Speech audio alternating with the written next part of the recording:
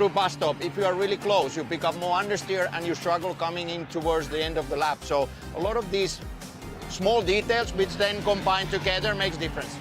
It's an incredible place, completely different from Sonoma, our first race weekend. You can see the cars are out on track behind us getting themselves warmed up. The rest of the families will be up in Casa Ferrari, up at the very top of this incredible grandstand that can seat over 100,000 people. It's going to be a great day's racing, so let's carry on here with the action at Daytona.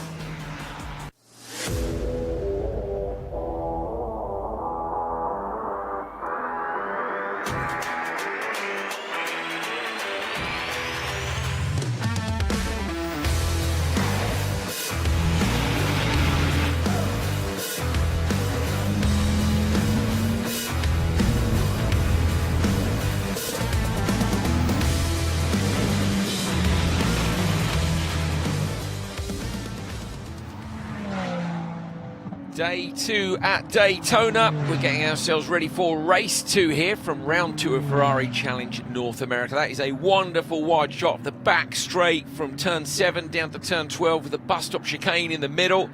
It is a beautiful day here. Any chance of any rain delays? Remember, look at that sky in the background. It tells you all you need to know. So yeah, we're going to have fun. We had fun at the first round at Sonoma Raceway as well, back at the start of March. Second of our double-header weekend here at Daytona International Speedway, then down the road to Miami Autodrome, Indianapolis Motor Speedway for the Brickyard for weekend number 4, Watkins Glen International, and finishing up the USA side of the season at Laguna Seca in California before then heading to Mugello in Italy for the finale Mondiale.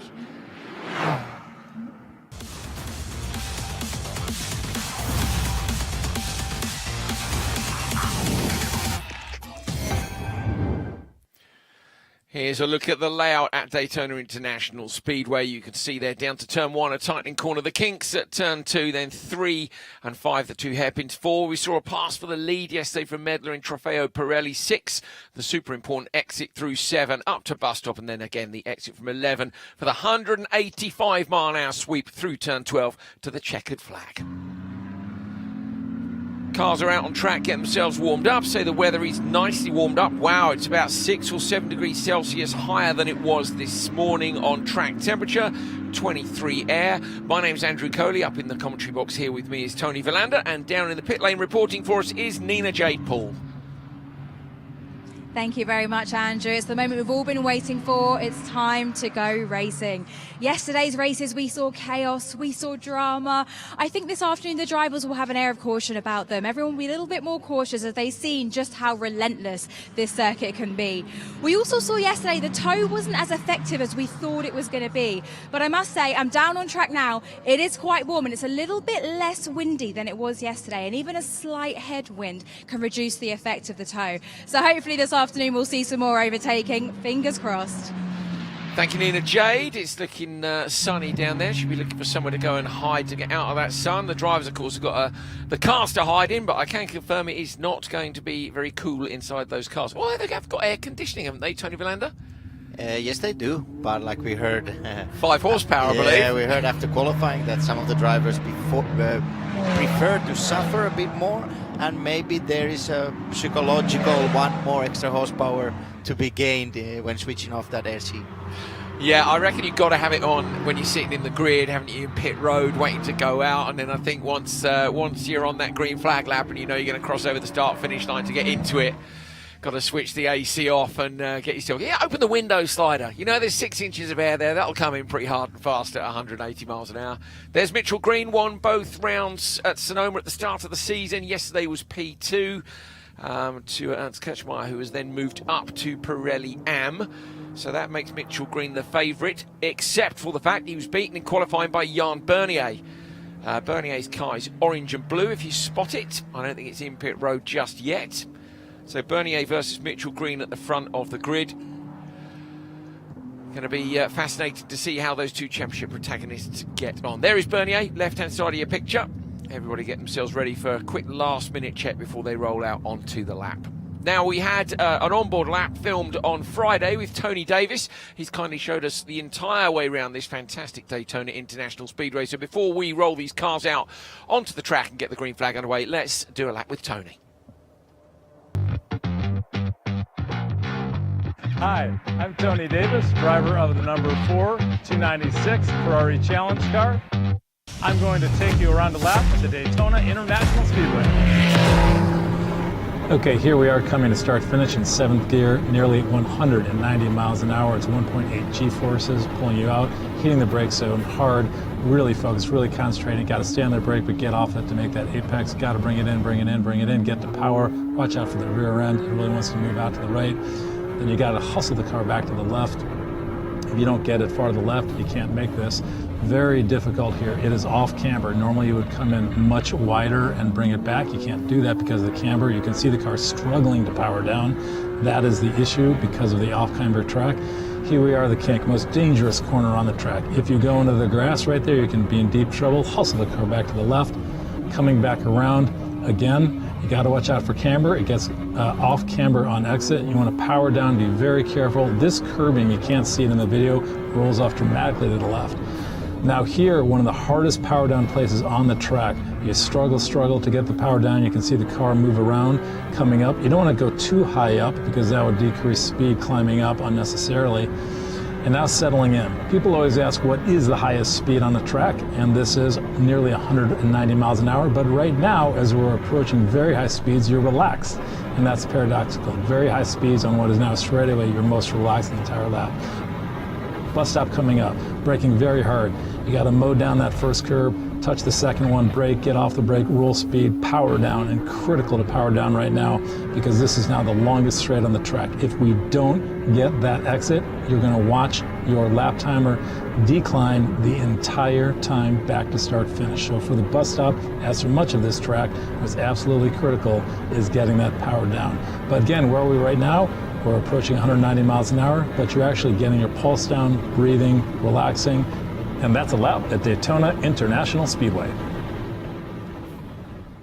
Great stuff from Tony Davis guiding us around. Tony Verlander, really interesting. He mentioned they're coming out of turn 11 at the exit of the bus stop and seeing your lap timer go up. You should maybe explain to people at home what he means by that.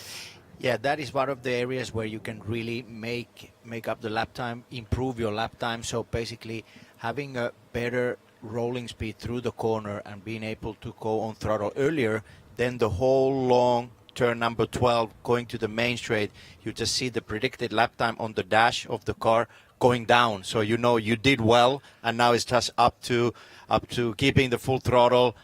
The last gears from 6th to 7th, nail it in the right moment, and then you just see the improvement of the lap time. And it's actually a bit different to many other racetracks where things happen more quickly.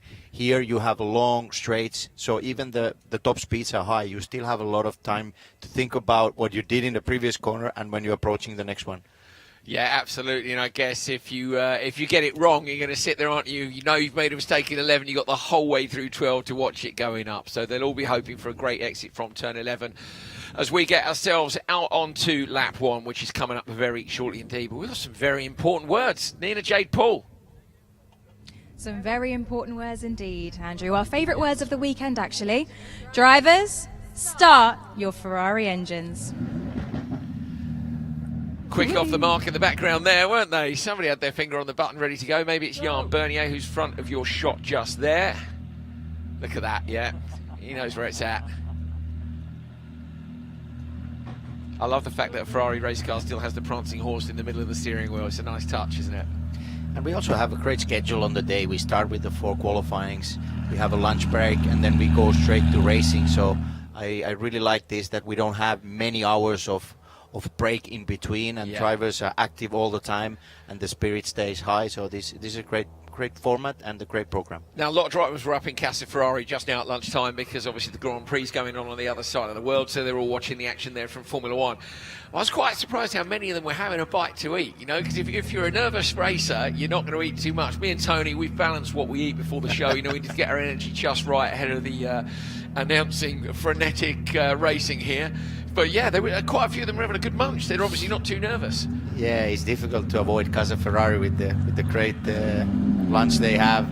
I think the main thing is to avoid the dessert dessert table. I think you had a bite on the dessert table, though. I did have a bite. I did. I was controlling you. So. Only a small one, just a slight sliver of chocolate gatto, one profiterole. We're only. Only. We're good to go here. I've got my cup of tea, and Tony's raring to go. So here we go. Then let's get ourselves set for the first encounter of the second day at Daytona International Speedway.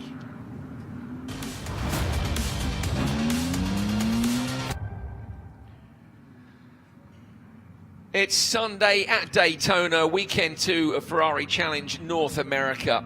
And this is the second race of the weekend. Yesterday we saw a few full course yellows and a couple of red flags as well. So we're hoping for less of that today. I'm sure some of these drivers will have learned from the mistakes of themselves or maybe of others yesterday. Keep it calm. It's a 30-minute race. You don't have to do it all on lap 1. We did have an incident on lap 1 yesterday, so let's hope everybody keeps it nice and calm. Nina J. Poole is reporting from the pits. My name's Andrew Coley. Alongside me is Tony Verlander, and we can't wait to get things underway. Here's your front row, Jan Bernier and Mitchell Green. They are the championship protagonists at the moment. Mitchell Green took both wins at Sonoma and a P2 yesterday. Bruce Cleveland and Chuck Whittle on row 2. On to row 3, Brad Evans and John Viscup. Viscup had a little bit of contact yesterday but got away with it. Gary Ott and John Lennon on row 4. You then got Brian Waltersdorf and Osvaldo Gallo on row 5. Row 6, Henry Hummel and Andrew Parker. Row 7, Alberto Duran, whose car we were looking at a few moments ago, blue and yellow. Jarrett Bilecek, who made some great passes yesterday and then unfortunately got unlucky with a bit of that contact and ended up off the side of the track. Michael Owens and Louis Flory on row 8. Row 9, Gabe Hrib and Danny Patel. Danny Patel, brilliant performance. First race weekend ever here at his home track at Daytona. Fabian Sperman, yesterday's pole man and winner, and Steve Check, who had a great result yesterday as well. Then on to row 11, Melissa Kozira and Lance Corley. Row 12, Matthew Herfield and David Williams. Row 13 will be Stephanie Herfield, who had a spin in qualifying today, managed to keep it out of the wall and get the car onto the grid. Al Hegyi and then Jeffrey Nürnberg at the back of the pack. Jeffrey was one of 2 drivers who was given a penalty for yesterday's contact. To be fair to him, it was him and it was Jarrett Bilecek as well. So everybody's getting stuck in. We want to see good racing. Jeffrey's going to have some work to do from back there, but I'm confident he can get it done, because he won the first race, don't forget, at Sonoma. So with any luck, Jeffrey will get amongst it and make some passes and keep things lively for us. We've got an onboard with him, so that's going to be great to watch as well. Into the bus stop up at the back, and now you're starting to get yourself ready to race. Yeah, this is the moment with the highest tension for the drivers. So a lot of unknowns going into turn 1. You can always have your mindset. I go inside, I stay in the middle, I brake late, I brake early. But then a lot of things are out of your control, so you just need to be really alert. Everything that is happening in front of you or beside or next to your race car. So the start itself is high tension. On the outside of row 2, Chuck Whittle with the very nice chrome livery. On the inside, it's Bruce Cleveland with the whites and the blues. But front row is where you need to watch out for most of all. On the outside with the Italian stripe up the middle of the red and white Ferrari colours is Mitchell Green. And next to him, Jan Bernier. So Bernier with the pole will be the man who sets the point at which everybody goes full throttle in these 296 challenge cars down towards turn 1. Bernier on the gas and away. There is the green flag up above the checkered stripe.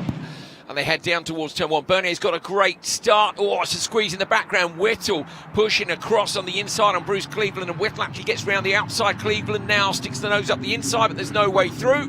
The rest of the pack comes through. Steve Check in the gold colour there in the middle of the pack, almost getting contact from both sides, but manages not to. Stephanie Herford, I think, at the back of the pack. Somebody has cut across the grass in the middle of turn 2, and we've got a spinner. Is that Check? It's Check off in the gold car. So he was caught up in it in turn number 1 and gets caught up in it again in turn number 2. Uses reverse to get it round. Come on, Steve, let's go. He had a brilliant result yesterday, P2. Going to have to fight back hard from there. He'll be hoping for a full course yellow, and these drivers will not, because out front, that is Jan Bernier leading Mitchell Green, and then Chuck Whittle got the better of Bruce Cleveland. What a great start. Yeah, we had a quite good run into turn 1. Everything looked to be quite solid. There was some slight contact into turn 1, but after that the momentum keeps going through turn 2 until turn 3. So we had one car spinning off and few contacts more. So so far so good, and it looks like all the cars are continuing the race. A few people running deep there in turn 6 and getting mugged on the exit. That exit speed is so important here as well. A toe at the back of your picture going up high, trying to focus. Oh no, Bruce Cleveland. So Bruce Cleveland was up into P4, was in P4 and has pulled off the side. Was said third at the time. Yeah, he got round. I thought Whittle got round him, I think, at the time. Anyway, either way, he's not third now. He's off. So parked off at the side of the track. We'll have to see whether or not he can recover. So plenty of action on this first lap. Thankfully, though, anybody who's been off has managed to get back on, and that means no full course yellow, which is what we want. We want to see these guys racing for their entire 30 minutes. Underway. Right, tyre temperatures, Tony. What point are they going? Okay, the car is underneath me. Is it there already? They've had a recce lap and a warm-up lap. Are they good to go? I think the tyres are quite ready to go. You need to be a bit careful on the opening lap, but after that you're fine. Move up the inside on the banking. Bernier continues to lead from Mitchell Green and Chuck Whittle. Viscup is up into P4. So Whittle with that chrome finish. There's Viscup in the background. So Viscup, yes, they were caught in some side-by-side contact on the exit, I think, of turn 3. Rest of the pack coming through. It's pretty much line astern here. Nobody making a challenge on the run into turn 3. Around the outside in the 187. Managing to get through, that is Danny Patel. So Danny Patel in the 187, of course, on his debut weekend. Didn't recognise the livery, wasn't with us in Sonoma, but making moves. Good lad. On board with Melissa Kazira there briefly. And looking at Melissa there from the outside, the number 108, blue, black and white stripes. She's caught in a fight with Jeffrey Nürnberg. Where's Nürnberg up to? Because Nürnberg was right at the back of the pack and was having to make some moves to get through. Yeah, he's done well. Up to 7th in class. That's absolutely... I've had to scroll the timing screen. We've got so many cars on track. He's done brilliantly. There it is on your screen as well. So Nürnberg has done well, hasn't he, from the back of the pack? Yeah, I talked briefly this morning with Jeff, and he said, unfortunate for yesterday, he did a good restart after the safety car, but then ran into a contact going into turn 3. Wasn't too worried for today's race. He said he has a strategy ready for the race, and he said he will make some places, and I think he just overtook her going into bus stop. Yeah, I think he did as well. So Melissa Kazira here, and in front of you Jeffrey Nürnberg. So Nürnberg making moves. He's showing us 7th, and in front of Kazira here. He's showing us that on timing already, which maybe suggests they've swapped places twice on this lap. Kazira with the toe comes up towards the wall but can't find a way through just there. Nürnberg's got it lit. He'll go high and then come back down low. Watch for the braking zone into turn 1. Brings it down flat across the tarmac. Kazira closes up on the brakes a little bit. She goes out wide to try and get a better exit through turn 1. But Nürnberg has now just edged a little gap between them. Out front then, Owens and Sperman and Flory in the Shellam category. How far up the field can Nürnberg get? Yeah, on the exit, makes that's Danny Patel. Danny Patel is making a move on there. Patel is running mostly Ferrari red, if I remember correctly.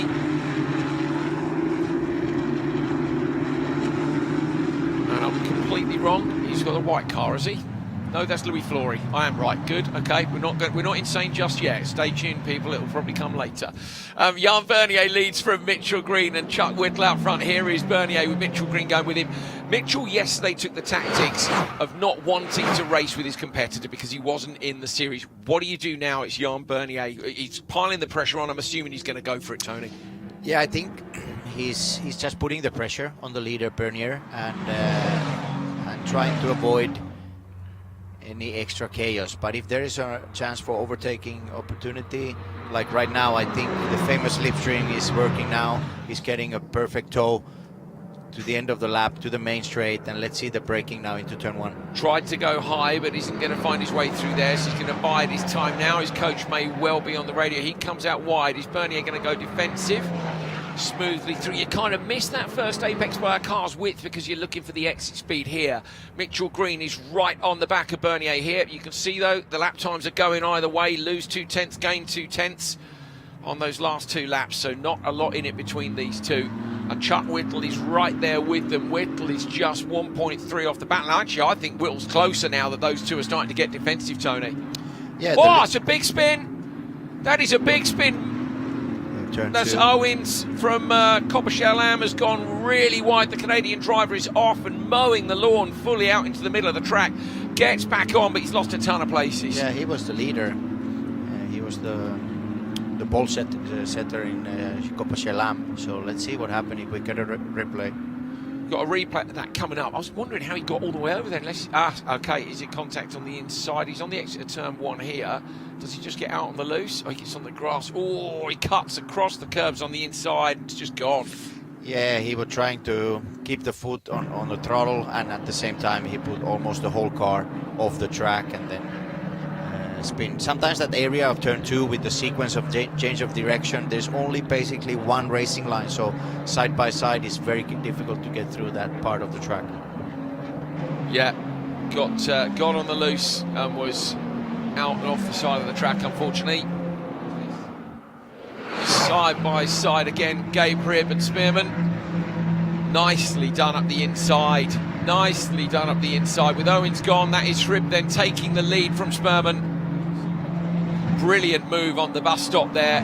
So Owens will disappear when they cross over the start-finish line. On your graphic there, he'll disappear from the ladder. The person I'm interested in is Jeffrey Nürnberg, 6th on the ladder. The little pink clock means that he's setting the fastest lap in that category, and he's climbing his way back up from the back of the grid. It'd be amazing to see him win from there, wouldn't it? But you wonder what the gaps are like. Yeah, Jeff has done great recoveries in the past, so sometimes he's a little bit off in qualifying and then does great races with beautiful overtaking maneuvers. So let's see where now we can see just coming out of turn 1, Jeff has cleared the 3-4 cars and he's in P4 already. So he's gone up another position. So Jeff, and he's also, it was that fastest lap again on the last lap. Spin in the background again. You heard it. It's a spin in turn 3. Yes, Danny Patel. Yes, and it is Danny. That's a shame, isn't it? But you know what? We want to see him push the limits. He's learning and he's going for it. And we've seen some great racing so far. I'm absolutely loving today's encounter. That's Louis Flory you're looking at in P3. Flory putting some pressure on Spearman to try and get through. And here is Jeffrey Nürnberg. So Jeffrey Nürnberg, the gap back was 3.4 at the end of the last lap. There it is again, fastest lap. He keeps showing up with that purple stopwatch. And Nürnberg looking to get onto the back of the fight between Flory and Spearman. They could well slow each other up. He's got to hope Gabe Rib doesn't check out. Yeah, I mean, when you are doing a race of recovery, it means that you can't get overexcited. You need to hit your braking points, always the apex of the corner, keep the car on the right racing line and let the momentum take you and not to get too excited because you cannot get too many cars each lap. So right now Jeff Nürnberg is doing a great job in Coppa Chelam. Flory making a pass there on Spearman as they headed up into the bus stop chicane. So got it done on the brakes and he'll now be looking to check out. Nürnberg has now got a new target, which is Spearman, as we say. Trying to get back to Spearman. Yesterday was pole and the win in the Coppa Chelam category. Out front, Bernier and Mitchell Green are still separated by just 0.6 of a second. I'll switch our timing screen over to last lap so we can keep an eye on what everybody's doing in terms of their lap times out there. Yeah, 0.2 in favour of Bernier last time round. So that gap, say, still 0.6. I imagine that's going each way. Gabe Rib's just gone quickest. Gabe Rib has just gone quickest with a 1:49.0, so he's 0.6 quicker than Nürnberg, but Nürnberg, look, he's 1.2 quicker than Spearman, 0.9 of a second quicker than Louis Flory. So yeah, he's 1.1 second. Fastest lap for Mitchell Green now in Coppa Shell. Mitchell Green under pressure though from Chuck Whittle with the chrome colours behind. So the gap's gone up, hasn't it, slightly there between Bernier and Mitchell Green. Now Mitchell Green's got to watch his mirrors. Yeah, it's true. These 3 drivers had really pulled away from the rest of the group. And yeah, like we saw yesterday, you can stay behind 3-4 tenths, but the overtaking is difficult. There is slipstream, but the effect is not so big as we were expecting. And this is the fight. Yeah, it's Nürnberg looking around the outside, gets squarely on the brakes, just manages to turn it in, does a good job there considering how late the car was moving around. Nürnberg goes round the outside of Spearman and you're on board now, hearing him pull those gears. Watch the revs rise, we're up in the 5th gear now into the banking. 6th any moment now, there it is, and he won't pull 7th until about the straight, will he? Listen to this. look how quickly the side of the track is just passing you by. He's absolutely flying. Sperman going with him. Sperman looking for the toe and maybe a return move up at turn 1 if he can possibly make it happen. But Nürnberg has come from the very back of the grid and has made his way up into P3. He's got about half race distance left to go. Can he chase down the leaders? Louis Flory's just gone quickest in P2 by, yeah, it's 1:48.4, fastest lap of the race. So there's still got some tyres underneath him at the minute, Tony. Yeah, and when you get a clear run, lap without a traffic, you can see that there's a lot of performance within these drivers. And another, we hear some more sounds that somebody went off the track or spinning on track. So, yeah, Jeff Nürnberg. There we go, that's Matt Herfield who's gone round. So, he's in P5 as well. That's a shame for him. He was right up in the mix. Is that turn 3 again? Yes, it is. Yeah. Oh, and another couple of spins. So Turn we've had 6. 2 people going round. Yeah, turn 6. So that's on the gas in turn 6. And somebody's pulling off to the side of the road. That won't be a problem there, will it? It'll be safe down there as long as they don't try and bring it back on the banking. So we've got slower cars, a bit of carnage, a bit of traffic going on. Gabe Hribb and Louis Flory were caught up in this. 4 cars look high and low as they come down towards the bus stop chicane.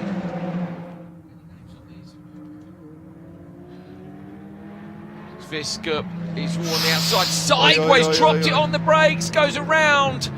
129. Just looking to see who it is.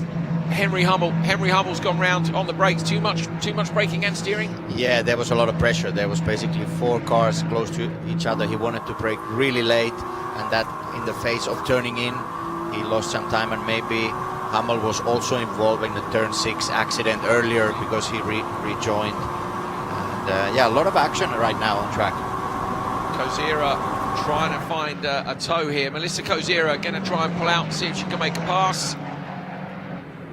Goes high.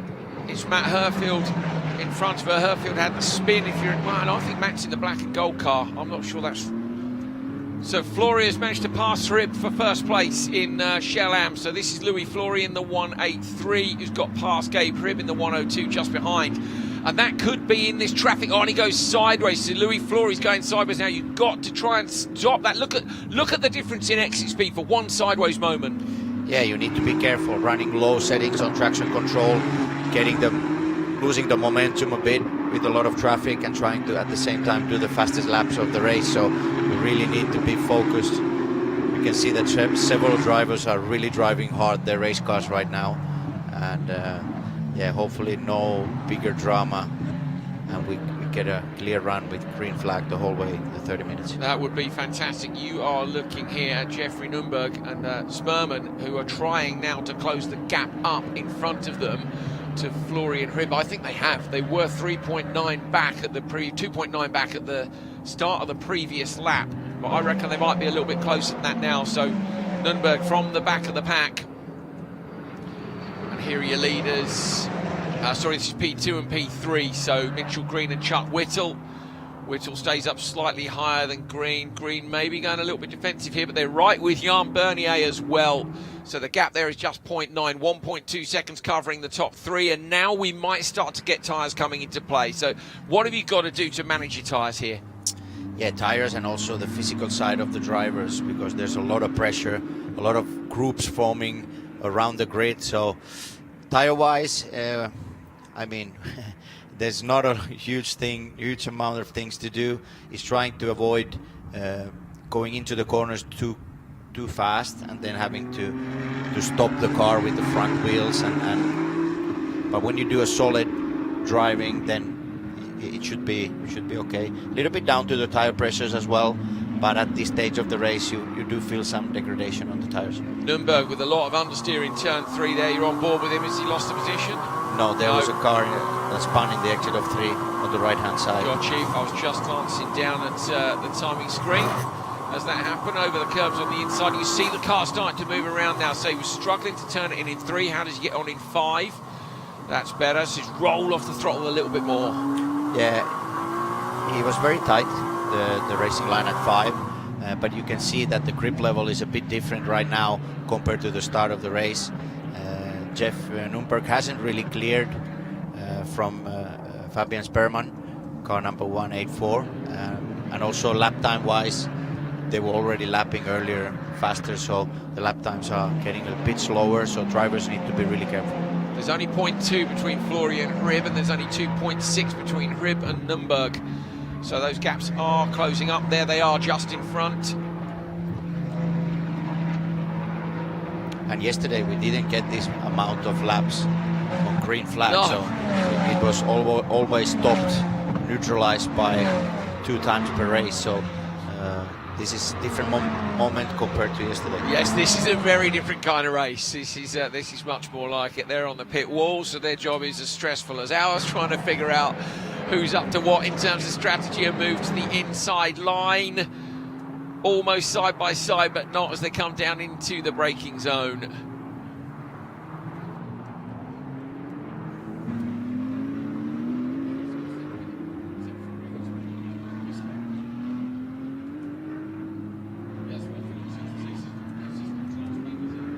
So this is an example of a race leader, Louis Flory. We spoke about this briefly yesterday, Tony, but as you said, with not much race action, we didn't really see it. Flory is one of the fastest drivers in Shell Am. He's now catching up with, to be fair, Viskup's quick, but it's not going his way right now. So you end up, he's not in a fight with Viskup for championship points, but he wants to dispatch him as quickly as he can because he's got Gabe Hrib right behind him. Yeah, here you need patience. You cannot lose the control of the situation. You need to know who you're racing with, and then monitor also the gaps behind you. Ask a little bit of advice, information from your team or your driver coach, and know exactly what is needed to do on track. And yeah, this is the challenge also of 2 classes together. So you do have drivers with a little bit of different speed, and as we split them at the start of the race, they get together during the race. Louis Flory with a big toe on the run up to the bus stop chicane. We didn't see whether or not he was going to make a move. Out front, the 3 lead cars have separated themselves by pretty equal gaps. 7/10 from P1 to P2, 6/10 from P2 to P3. Louis Flory did manage to get the pass on Viskup, so Viskup is now a nice barrier between him and Gabe Hrib. Where's Jeffrey Nürnberg? Is Nürnberg on the back of Hrib or not? He's showing us 1.8 back at the moment. There he is, right? Nürnberg with the black and then the white, red and blue. That's Nürnberg in the front of your shot. In the background is Sperman, and you ride on board with Nürnberg now. We've switched back out to the trackside cameras, and they're trying to close down that gap. So you've got Louis Flory. Viskup is the fly in the ointment here for the Shell Am drivers. So Viskup with the blue colour car, and then just back from that is Gabe Hrib. So Gabe Hrib now coming under pressure from Nürnberg, and Sperman has been pulled along by Nürnberg here. Yeah, they have got the group in front of them together, and now it's up to get a good overtaking opportunity. And Nürnberg so far has had a great recovery from the back of the grid, already P3 in category, so it's great to see. Can he get up even further? He'd love to be on the podium, but you also don't want to do anything hot-headed when you've had such a brilliant recovery, such great damage limitation. Well, I don't know, I reckon he's got the bit between his teeth right now, and he's not going to want to give it up, is he? 0.2 of a second, it's saying Nürnberg to Sperman, but I think Nürnberg's not worried about Sperman. He's looking ahead. He's looking at Gabe Hrib and trying to see if he can find a way through. He's got 10 minutes left to go. This is brilliant. This is feeling like a proper race. So Louis Flory leads in Shell Am, Jan Bernier leads in Copper Shell, Mitchell Green in behind, very, very close together now. Bernier coming under some pressure, so have they got on the radio to Mitchell Green and said, let's go, let's pile a bit of pressure on, or is it tyres? Exactly, it looks like Mitchell Green, I'm not saying he was saving tyres, but he was taking midway to the race, he was taking it a bit more easy, and now he's putting more pressure on the leader, Bernier, and looks like Mitchell Green has a little bit more performance, and he has really closed the gap. Last lap he was 0.5 of a second quicker than Bernier, 5.5, so did a good job through there. Bernier though seems to have edged him just a little bit on the run from turn 3 to turn 4. There you go, that's the difference between them. 0.5 of a second, and now that Mitchell Green's back with Chuck Whittle, so it's so hard for him.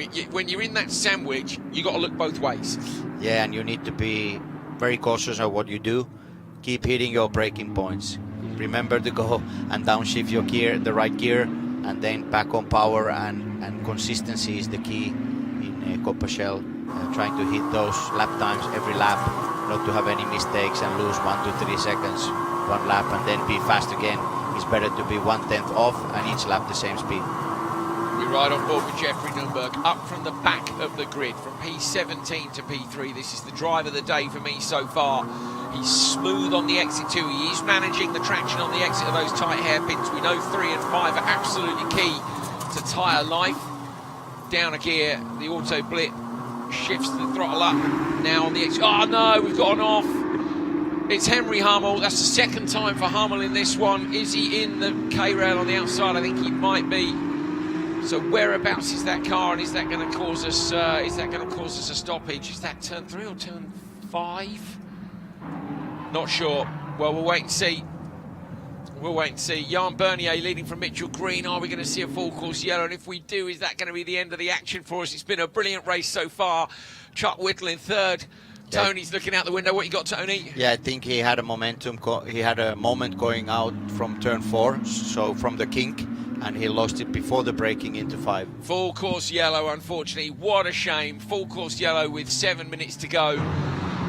Well, if we can get this back underway, it's going to be an amazing end to the race. But we've done well. We've done well. It's certainly better than yesterday. So absolutely fantastic racing.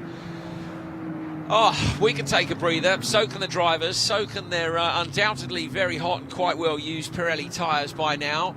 What a difference to yesterday, Tony. I feel the drivers have really got their heads on straight today. There was no hot-headedness, no trying to win it in the first lap. It was brilliant, wasn't it?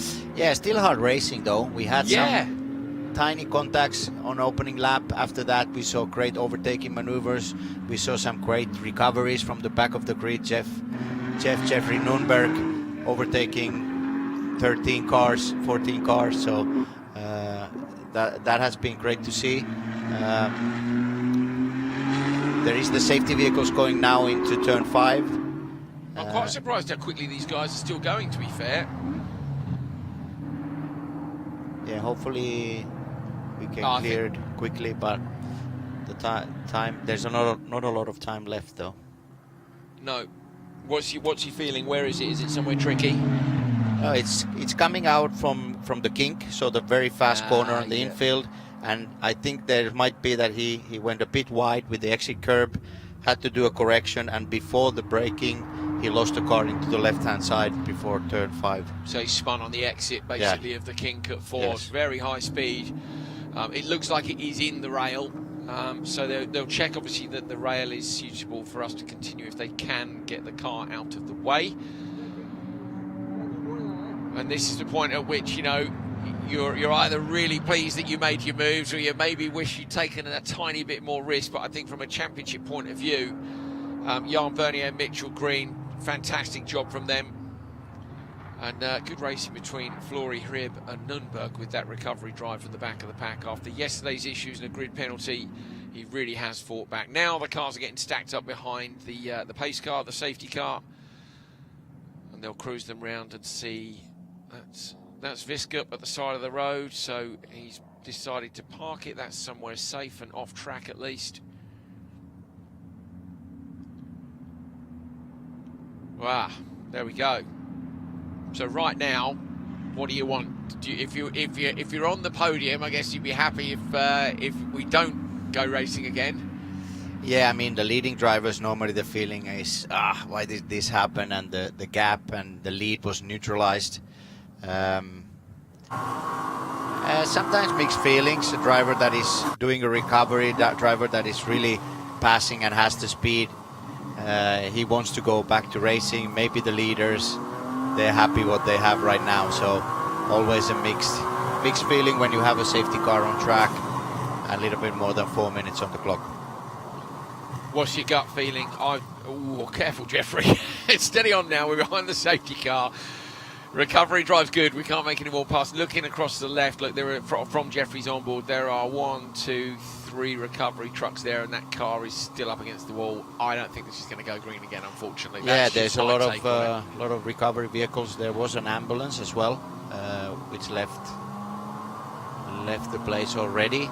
Hopefully everything is okay. But yeah, when you are behind safety car, and if we go once more past the start and finish, I think that's game over. Yeah, more or less game over, because the speeds behind safety car is so slow, so the time goes quickly every lap. So Louis Flory managed to get the fastest lap in Shell Am. Mitchell Green in Copper Shell. Bilecek has ended up down P20. We haven't seen anything in Bilecek, have we? Let me see if he was still running. Again, we can have a little look and see here. No, 3 laps for Bilecek, 6 laps for Osvaldo Gallo, Henry Hummel with 11, so that gives you an idea. Everybody else is on 12 to 13 laps, so the rest of the field is still running. We had a few DNSs as well, which is it did not start.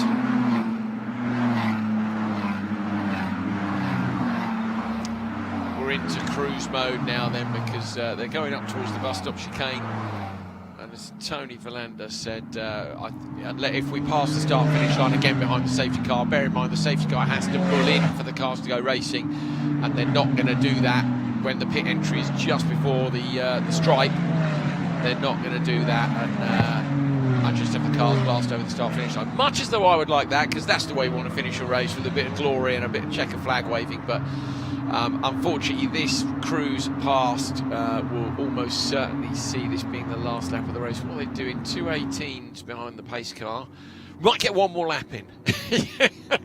I think we won't. I think the pace car will be told on the radio, won't they, wind it in. Well, there we go.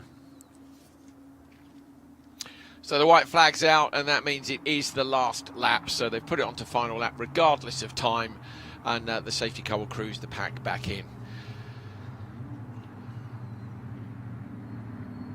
Good racing. Yeah, we had 24 minutes of hard racing from the Shell leaders, well-controlled race from Bernier, intelligent drive from Mitchell Green. Chuck Whittle in P3 felt like he had a lot of pace. Some areas of track he was really fast, even faster than Mitchell Green, all the 2 cars in front of him.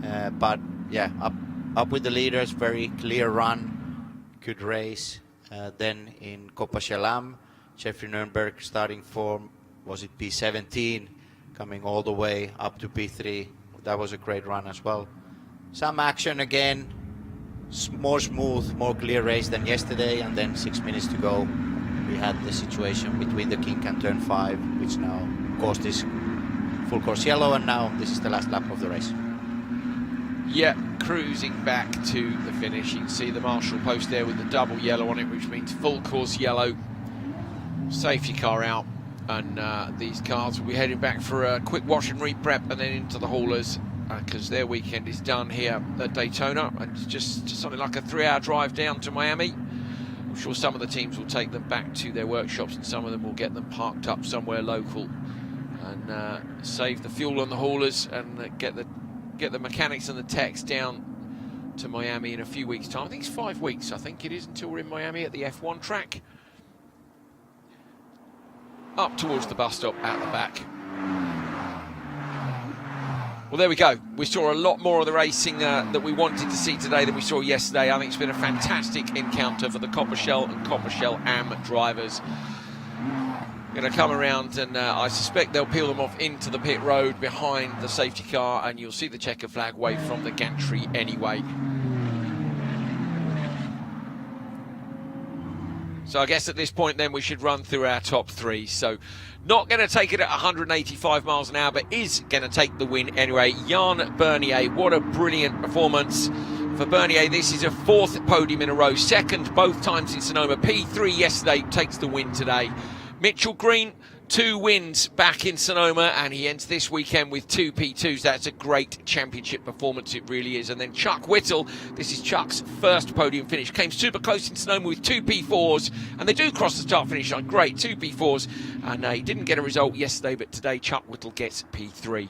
And in Shell Am, it's Louis Flory, Gabe Hrib and Jeffrey Nürnberg. Jeffrey Nürnberg from the back of the pack. He took a win back at Sonoma, but you know what? I think a fight-back drive like that is just as rewarding to get on the podium from where he was on the road. Gabe Hrib in P2. Fantastic job by Gabe. And the winner, Louis Flory, has pulled it out of the bag there. 2 DNFs in Sonoma, not on the podium yesterday. but today gets P2. Fantastic result.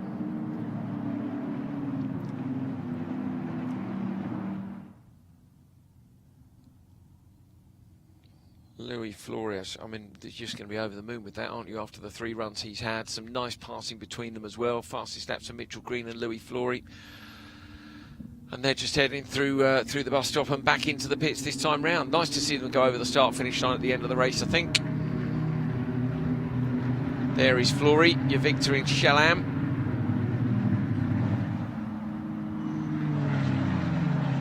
And even a cool-down lap for the cars.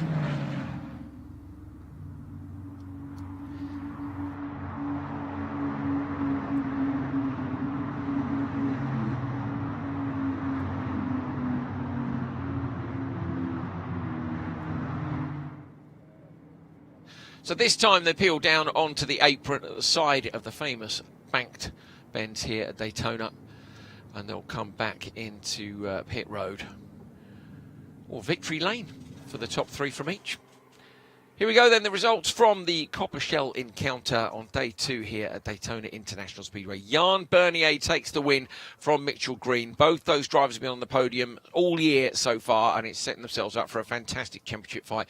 Chuck Whittle gets P3, John Lennon, Gary Ott, Brian Waltersdorf. Then you've got your top 3 from Copper Shell and Louis Flores taking the victory from Gabe Hrib and Fabian Sperman showing as P3. Okay. Yes. Maybe. I'm looking at the screen now trying to figure it out. Kazira, Herfield, Owens, Czech, Williams, Herfield, Patel and Corley.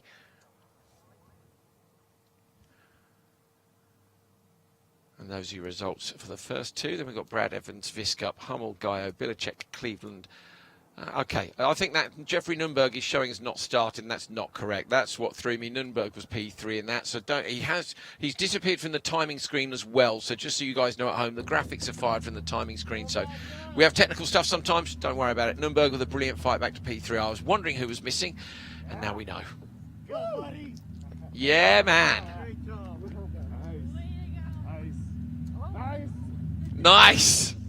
Straight up to Nina Jade. Brilliant. Fantastic. Good job. Good job. You know, not yet. Okay, we finished behind.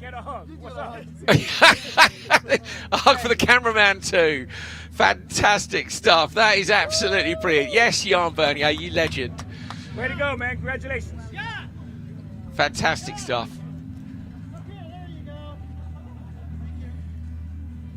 Right in victory lane at Daytona International Speedway. Doesn't get much better than that, does it? It's somewhere to win a race. Louis Flores getting out of the car. This is Copper Shell Am. Yes, congratulations, Louis. Good job. Yes, sir. Yes, sir. Double thumbs up. Fantastic. We thoroughly enjoyed that encounter. We really did. That was hairy through there, right? Sorry? It got real hairy through there. Woo! That's Gabe Hrib with him as well. Really lovely to see him go over there and just say good job straight away. 1.4 seconds behind, and yeah, wonderful. Nina Jade is with the winner of Copper Shell, Jan Bernier. Jan Bernier, what a performance. First ever pole, and you converted it to a win, my friend. How are you feeling? I feel really good. Mitchell made it hard on me. I saw him back there sometimes. Coach just said, don't look in the back, just go forward. Had to really send it the last few laps. Tires were getting very slippery. It's like ice skating out there, so happy to bring it home. Glad we got a lot more green flag today. Could really show what we could do. It was fun. I mean, it was a really controlled performance from you. You didn't look like you were sweating at all. Will you celebrate with your team tonight? We will celebrate very well on the way home and go home and see my family, my wife Beth and my daughter Cameron. We're watching the broadcast. I'm sure they're jumping up and down. Rightfully so. Congratulations again, Thank Jan. you very much. Woo! Woo indeed. Well done, Jan Bernier. Pole to the win. Fantastic performance. And that is a very happy man. There's Mitchell Green straight across to congratulate him as well. Fantastic to see. Right. Chuck Whittle also in to congratulate the winner. Copper Shell then driver standings. Mitchell Green continues to lead from Jan Bernier and Chuck Whittle. The top 3 today are your top 3 in the standings, and it's Brad Evans, Jarrett Bilicek, Gary Ott, John Lennon and Brian Waltersdorf. But look at the top, just 8 points between Bernier and Green, and I think that is going to be a championship battle that hopefully will go down to the end of the season. Certainly if today's ended to go by with some great battles. Bruce Cleveland, Alberto Duran, Osvaldo Gaio, Andrew Parker, Henry Hummel, John Viscup and Mike Chen take us down to P15 in the standings. And I think we're waiting to see if we can catch up with Lisa Clark, Kevin Orsini, Carol Pineda, Sposato, Holden, and Holden take you down to the end. So good. Nina Jade has managed to catch up with Louis Flory, the winner of the Shell Am category. So I watched you on TV and I'm like, Louis just told me he had to skip the race yesterday to see his son at senior prom, and here he is today. You've come out and you've won it, Louis. An absolute dominant performance. You were the fastest man on track in your class. Tell us how you're feeling. oh, well, that's news to me. So, oh my God, that's amazing. Yes, this is truly incredible. It's honestly my first full race ever. So to come out and do and everything work out the way it did, there's a lot of good drivers out there. The competition's fantastic. A lot of guys I have a lot of respect for. But I got to give all the props and love to number one, my wife and kids for believing in me, supporting me. Son, I was there for your senior prom, flew back last night. Thank you. I was glad I was there. It was worth skipping that race for that. But come back and win today. My team, they're absolutely phenomenal, really wonderful people. I literally would not do this if I was racing with any other team. And of course, my coach, Pierre Klein Newman, amazing coach, amazing driver, and a great friend. What's your mindset ahead of the next race then, Louis? Oh my God. You know, you begin again at the beginning. Humble yourself, go in. Again, this could have been anybody's race. There's great drivers out here, a lot of work, a lot of preparation. You know, I take this seriously like all these other guys do. We're out here we're in it to win it. And so, you know, we'll go out and have the same mindset going into this. Just stay humble, stay patient, stay focused, and give it your all. Thank you. Congratulations again. Thank you. Thank you. Thank you. Fantastic, absolutely brilliant. Louis Flory over the moon, and great to hear that he got home to a family event yesterday. He can come back and celebrate that event with a win today. Lovely stuff. Right, that's it from Copper Shell. We're going to get ourselves prepped and ready for Trofeo Pirelli, which will be on in just a few short minutes. Thank you to Nina Jade, Paul, Tony Villander. I'm Andrew Coley. Stay with us. We'll be back very shortly for more action from Daytona International Speedway.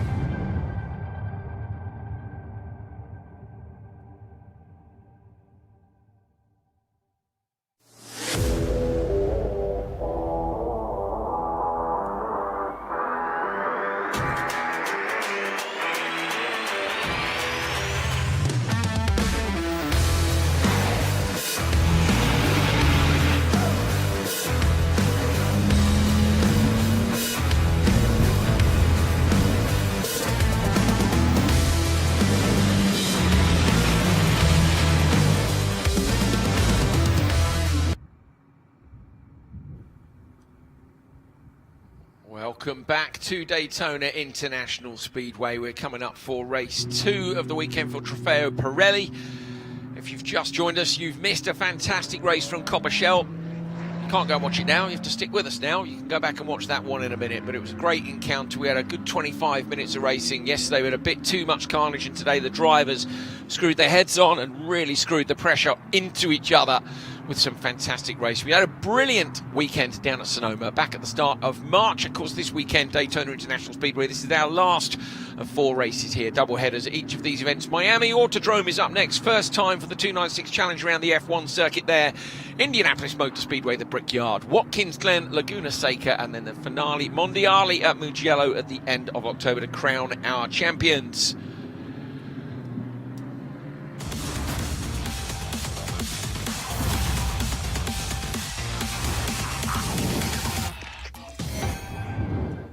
Let's take another look at the fantastic circuit here at Daytona International Speedway. Turn 1 off the banking on the flat through the kinks at turn 2. Saw a bit of action in both those corners.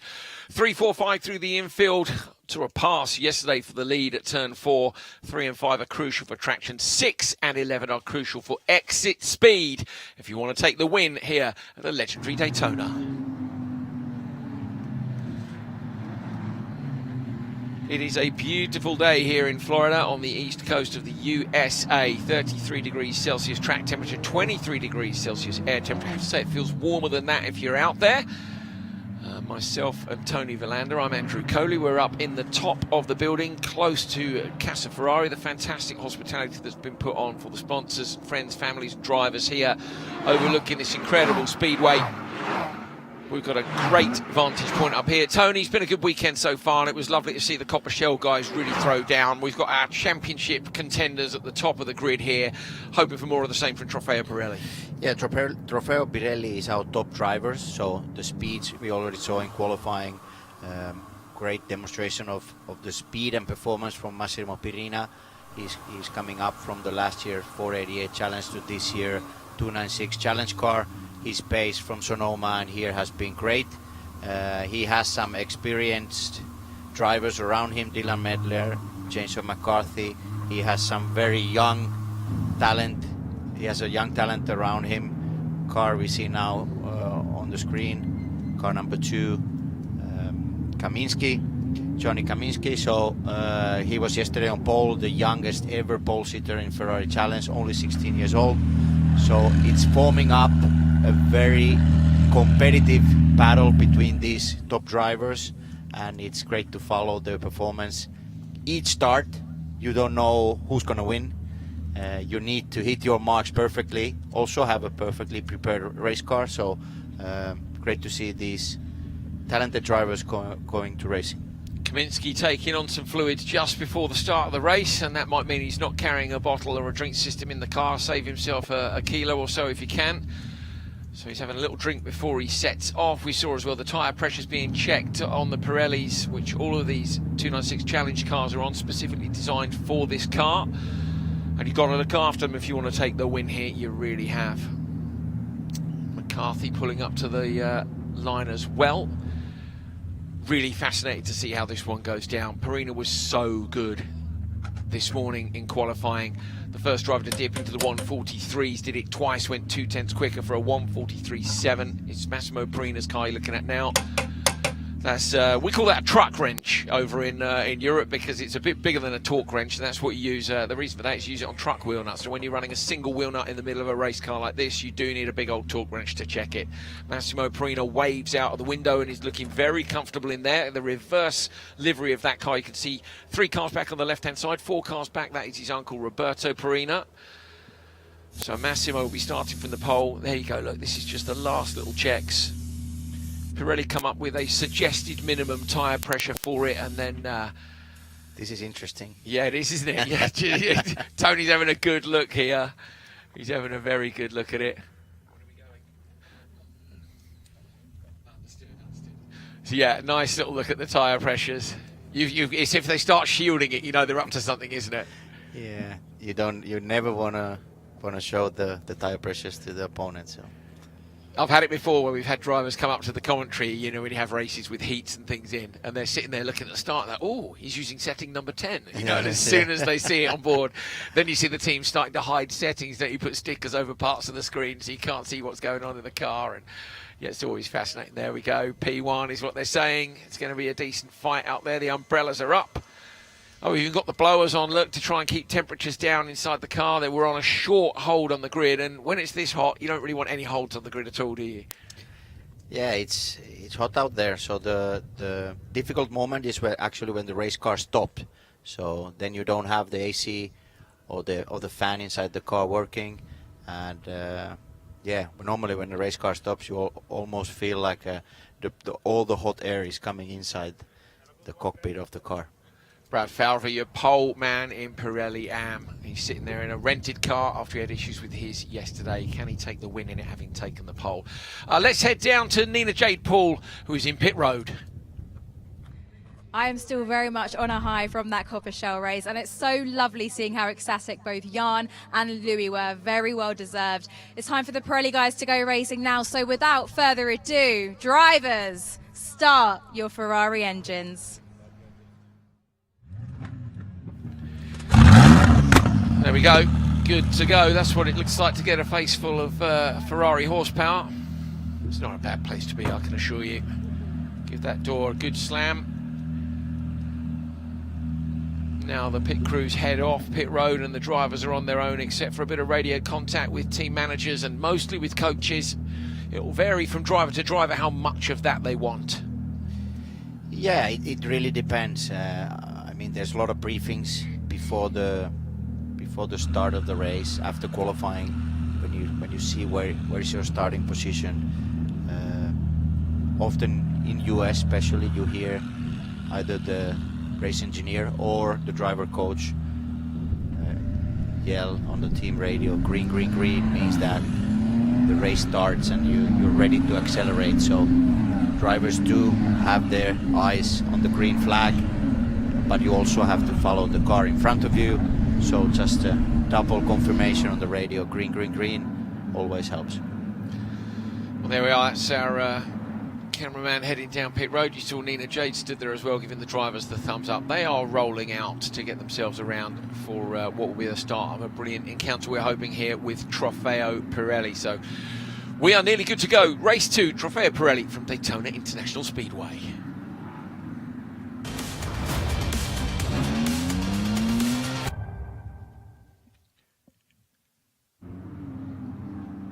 It's the final race of the weekend at Daytona for Ferrari Challenge North America 2025. This is the second weekend and it's the second race for Trofeo Pirelli. What a front row. Massimo Perina, the only driver into the 143s all weekend. Next to him, yesterday's pole sitter, Johnny Kaminsky, just 16 years old. Can he become the youngest winner today? Or will yesterday's winner, Dylan Medler, on the inside get it done and make some passes on those front two drivers? Alongside him, Jason McCarthy. On to row 3, Tony Davis on the inside, Dave Musial Jr. on the outside. Row 4, you got Gray Falvra and Roberto Perina. Row 5, Brad Falvra and Sebastian Mascaro. Then it's Joe Rubo and Omar Balkison. Those drivers were so close together during qualifying this morning for Pirelli Am. Going to be interesting to see what they do. Jay Logan and Ernst Kirchmeier. Ernst Kirchmeier won yesterday in Shell and was moved up immediately to Pirelli Am. Dave Musial and Ophir Levy on row 8. Row 9, yesterday's winner Chris Cagnazzi and Geras Venclovas alongside. Row 10, inside line, Brandon Cruz, outside Rafael Duran. Row 11, Ray Acosta. Slade Stewart next to him. And at the back of the pack, row 12, Benoit Bergeron and Michael Porter. Bergeron yesterday, I think, was given a bit of a penalty. Not sure. It was listed as car 22, maybe not. Either way, someone has a 5-grid penalty and has been moved back. I'm sure it's his name that I read on the screen earlier on today. We have 30 minutes up on the clock for these drivers once we go green here, and there's not far to go now at the bus stop up at the back, and this is the last chance to get a feel for the brakes and the steering ahead of going into turn 1. Yeah, and after that the concentration is, like I mentioned before, on the green flag. So we will have the two classes separated, Pirelli, and then there's a little bit of distance to Pirelli AM. And yeah, the leader of each category have to follow the advice from the race director when to go green. There is an advice before what is the acceleration zone, and we've seen previously that it's quite late when the drivers go on full throttle. We see some restarts yesterday where the drivers were not completely awake at the moment of acceleration, but here the story is different. Everybody's ready to start. So you can see there Kaminsky is in second gear at high RPM, and that's because he wants maximum attack the second that car pulls in. And the second Massimo Perina on his inside gets on the gas and runs them down. Look how closely they are packed together. They're almost touching mirrors as they come over the start-finish line.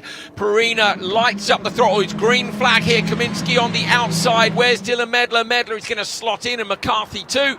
The top four drivers very sensible. McCarthy might get mugged if he's not careful here. Looking like a bit of contact on the run to turn one. Maybe just a bit of fender rubbing. Out front though, Massimo Perina's got an amazing start, contact, double spin, almost in the background, got straightened back out again.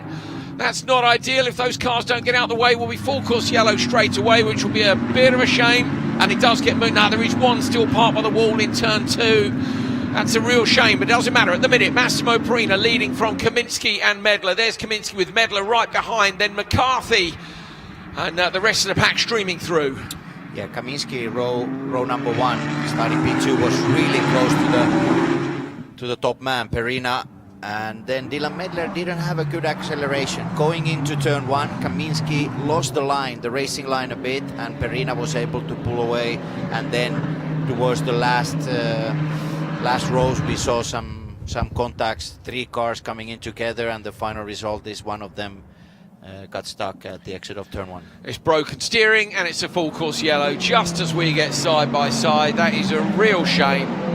3 into 1 doesn't go, unfortunately, and that car's going to need to be moved. And with broken steering, Tony, we know from yesterday this isn't a quick job, unfortunately. Yeah, it might take a little bit of time. First we need to neutralize the race, we need to get the safety car out, and after that we can get the recovery vehicles there to help. Actually, there is a first pickup truck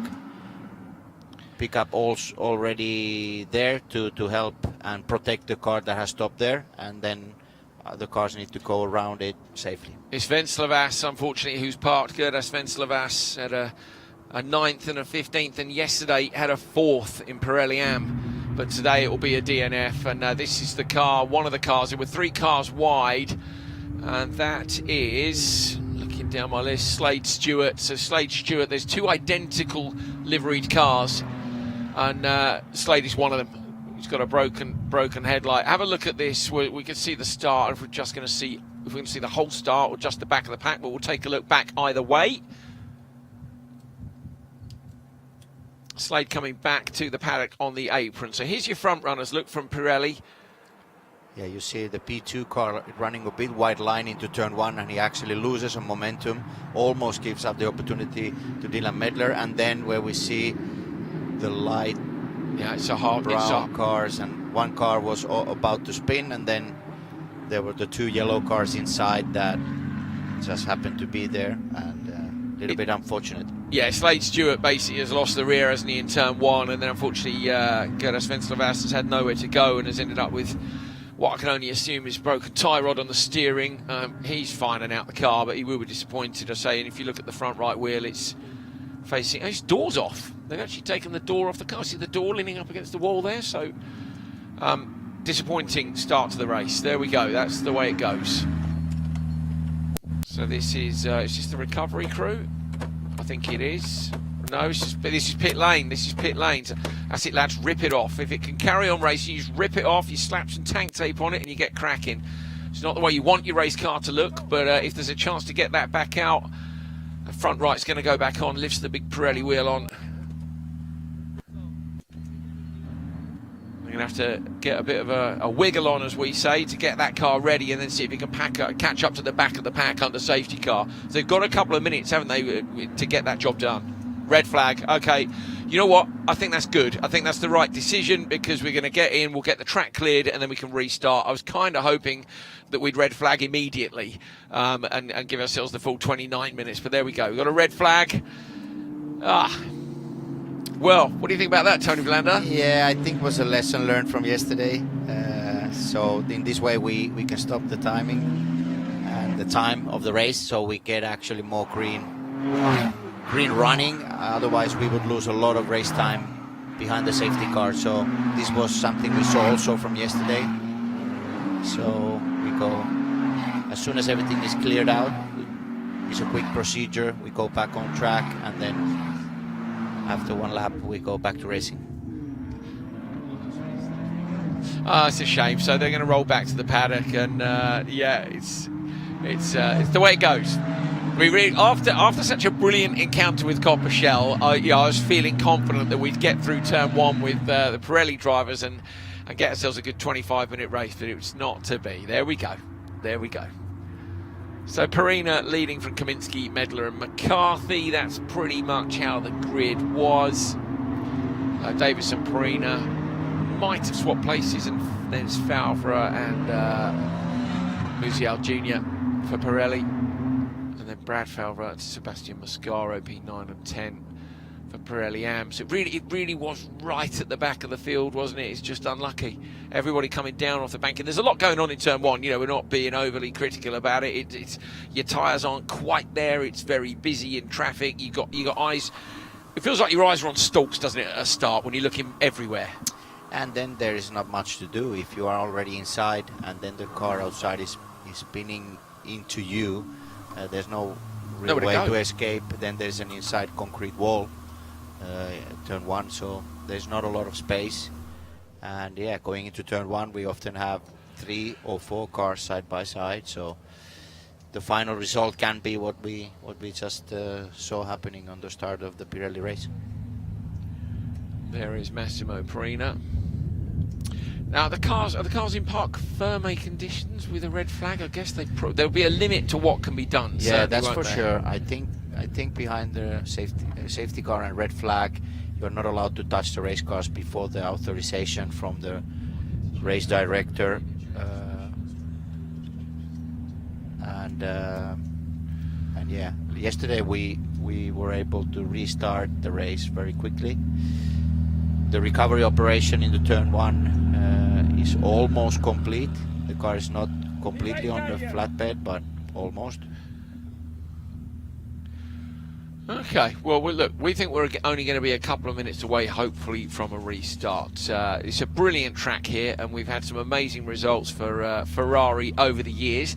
Nina Jade on Friday, we snuck her down into the paddock and said, why don't you go and ask the drivers what they remember about Ferrari and its storied history here at Daytona. So here's what the drivers had to say.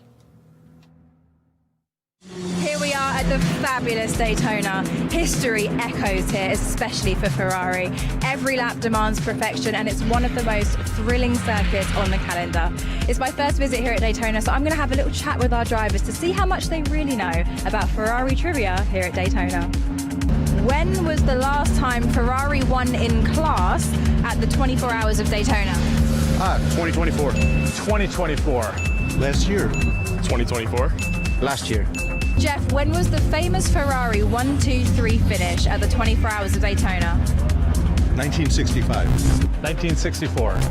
68. 67. When was the last time Ferrari won overall at the 24 Hours of Daytona? 2005.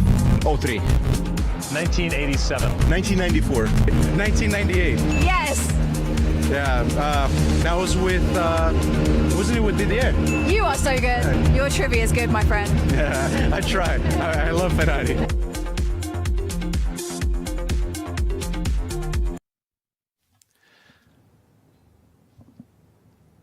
Well, Tony, we had some real experts on Ferrari in there and a brand ambassador as well in yourself. How did you think you did? Yeah, hopefully this video doesn't circulate until Italy, so there might be a cut on my salary next year.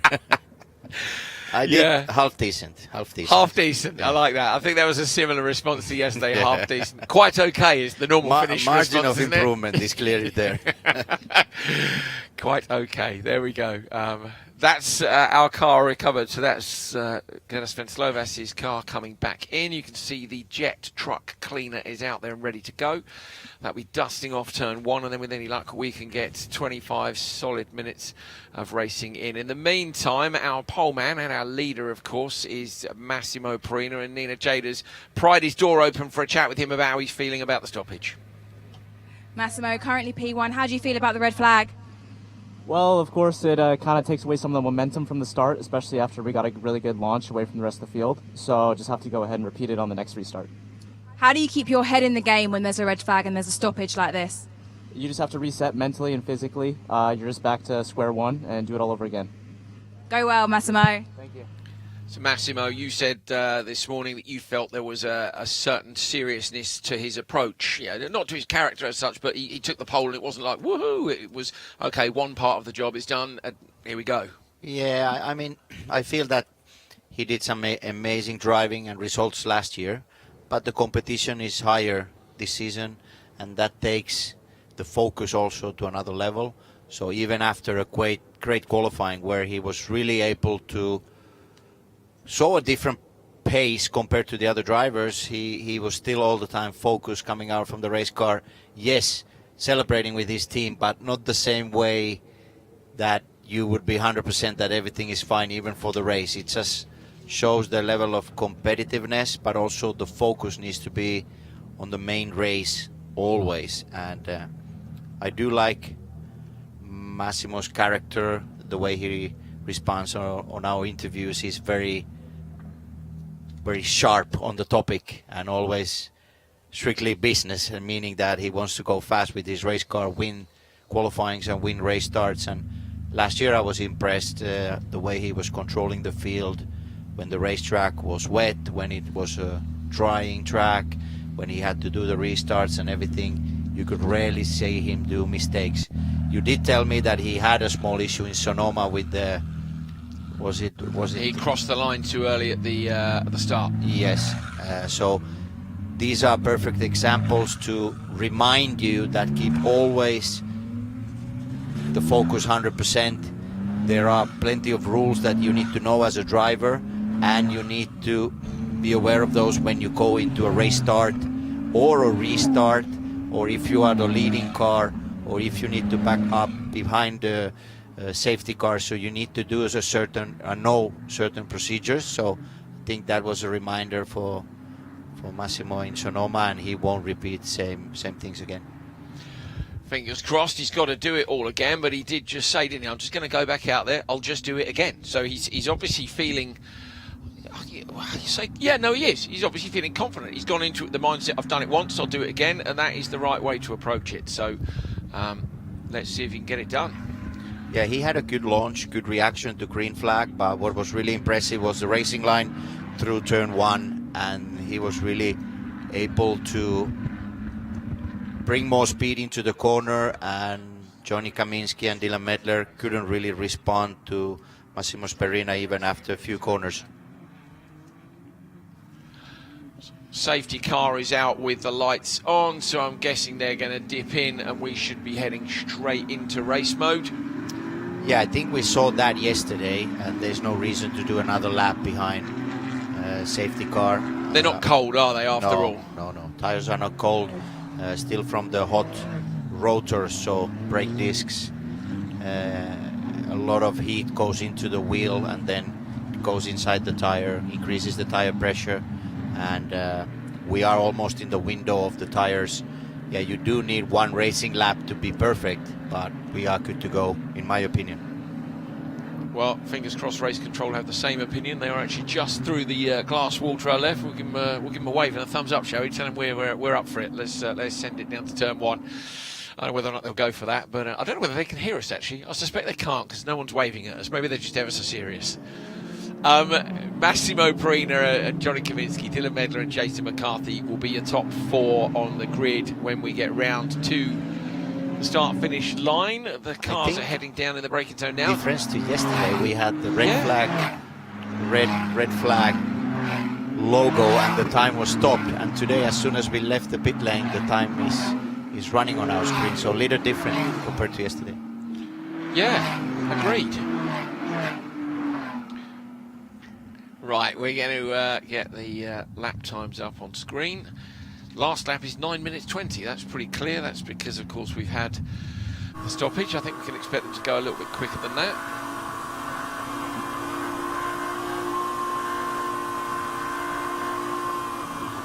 So drivers get themselves ready for another start. No, I think Luke's single file, behind safety car single file, and we are on board with Johnny Kamiński, and he's really ready. Overlaying brake and throttle, warming the brakes, and he's ready. When Massimo goes full throttle, he needs to be ready to react. You see he's got a bunch of temperatures up on Second the screen. Gear, yeah, second gear. He's ready to go, so watch in front. This is great view. It's wonderful, isn't it? So he'll respond the second he sees the rear of Massimo's car. Massimo rolls off the throttle now, backs him up. Then Johnny goes again. Massimo's tried to dummy him. Now he goes. Massimo, the rear of the car dips down. Kamiński gets on the throttle as well. So Pirelli dummied him at the start and he didn't go for it heavily enough to get a big advantage. But Pirelli crosses the start-finish line. Watch for Medler out really wide, looking to come back down on the inside of Kamiński. That is Sebastian Mascaro. He is in behind Brad Falvera, the leader. Everybody through turn one. Come on, lads, keep it clean now. See Dave Muziau's in amongst that, and I think we've got away with it second time around. So Pirelli with a good tactic at the start. Great to see that on board from Kamiński. Yeah, it was great. There was a slight moment of acceleration, and then he had to release, and then the actual start happened. Sometimes safety cars do bring more safety cars, but now it looked like single file worked out perfectly. Some side-by-side movement going into one, but clear start. Everybody got a very sensible head-on for this second time around. That is Ernst Kirchmeier in the 21. If you're wondering, he's running a different car, a different number from yesterday. So Ernst Kirchmeier is P2 to Brad Falvera. Yeah, Kirchmeier has gone up. Yeah, Joe cars. And Joe Rubbo in 28 has dropped down into P4. So Kirchmeier's, if he wins again, we'll have to have him back up in Pirelli, won't we, at the next race? Kamiński with the fluoro yellow wheels in behind Massimo Pirelli, and yesterday's winner Dylan Medler. Medler, we think, took the lead in the championship by 1 point. Oh, Pirelli is under pressure here. Kamiński goes up high. Wow. Pirelli is low on the brakes, and now the three of them are stacked in really close together, so we can expect definitely to see some drafting here. Kamiński is right in behind Pirelli. Pirelli said he'd learnt about drafting. What's he learnt about defending from it? Kamiński on board, goes up high. He's going to try and go the long way round him. Kamiński with the side draft now.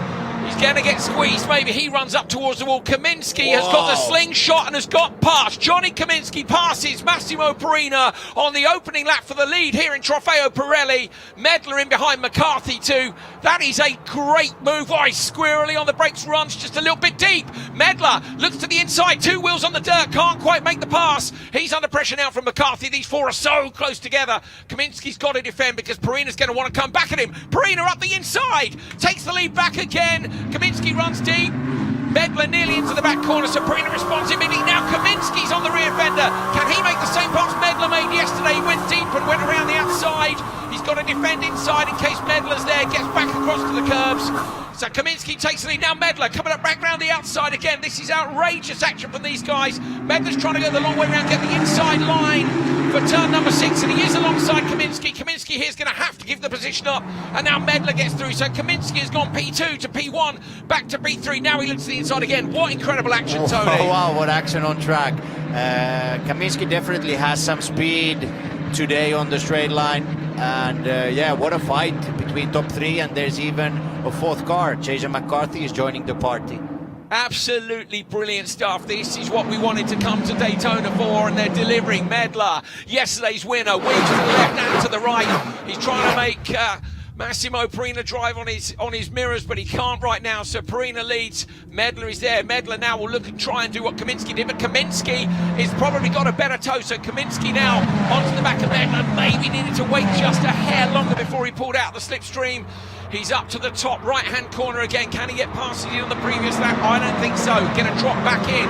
Can he have another crack at it? Pulls out to the right-hand side. They're both getting a draft now of the leader, Pirelli. Kamiński going high, you're on board with him. He's alongside Medler. Medler's got the inside line. Kamiński's got the momentum. Pirelli's got the lead though, they're side by side. Pirelli's got to keep the door shut here. Medler runs Kamiński out wide. That's a good move because we know it's off camber there. Yeah, what is exciting is Kamiński's speed on the straight line, and he's not giving the side draft back, so he's going actually way higher than the car next to him. So he's carrying a lot of speed on the straight line, and it somehow looks like Perina is struggling from turn 6 going into bus stop. He needs to defend continuously, and he's struggling to being the lead car, and we are seeing more effect of the slipstream now. Yeah, we certainly are. Yesterday we didn't see anybody managing really to make the most of it, certainly not among the front runners. Little bit sideways from Perina on rotation in the middle of turn 5. It's giving an opportunity for Medler to close right up. They are packed up behind. Medler looks inside. Don't compromise the exit from turn 6 though, especially not with Kaminski right behind. I felt Kaminski pulled out the draft a little earlier on that last lap compared to when he pulled out and got the pass on Perina. Yes, and this fight with the leaders is actually, the whole group is coming together. There's suddenly 4 or 5 cars that are all together, and amazing stuff these opening laps after the restart. Gray Falvra has the fastest lap of the mini in Trofeo Pirelli. Medler this time a little further back. A full course yellow, no! Oh, we were having such a great time out front. That is a nightmare. Full course yellow. Massimo Perina leading from Dylan Medler and Kaminski. We were treated to an absolutely thrilling opening 5 minutes there, and unfortunately we got another full course yellow. Yeah, we just saw some great action. We saw drivers completely on the limit, but at the same time fair racing, exchange of positions and everything, and it was really joyful to see. Great performance from the leading drivers, and great showcase also what these challenge cars are capable of doing in the right hands. That was brilliant. That was brilliant. There is nothing I like better than when I have to stretch my legs, and when the drivers make me go, that's when I enjoy the job. That's when I enjoy the job. That was fantastic from Perina, Medler and Kaminski. Just brilliant driving from the three of them. Thoroughly enjoyed it. We've got an off in one of the 2 horseshoe corners. There's International Horseshoe at turn 3, and then at turn 5 there's another open hairpin. So both the open hairpins are where we've seen traction issues for people on the exits. It's a good opportunity to pass. But yeah, we're waiting to it's get deep a clear. into turn 5. Yeah, it's a huge wow, off. This is a big That's one. a huge off. Okay. Yeah, this is deep into turn 5.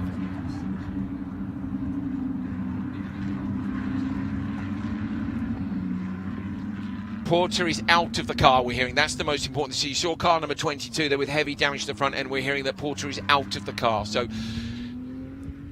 they're taking the shortcut. And Duran out of the car as well. Okay, that's what we wanted to know. We know that people's families are watching, and we want to know that everybody's okay. Rear end damage to the car here. You think it's ridden up the tyre, Tony?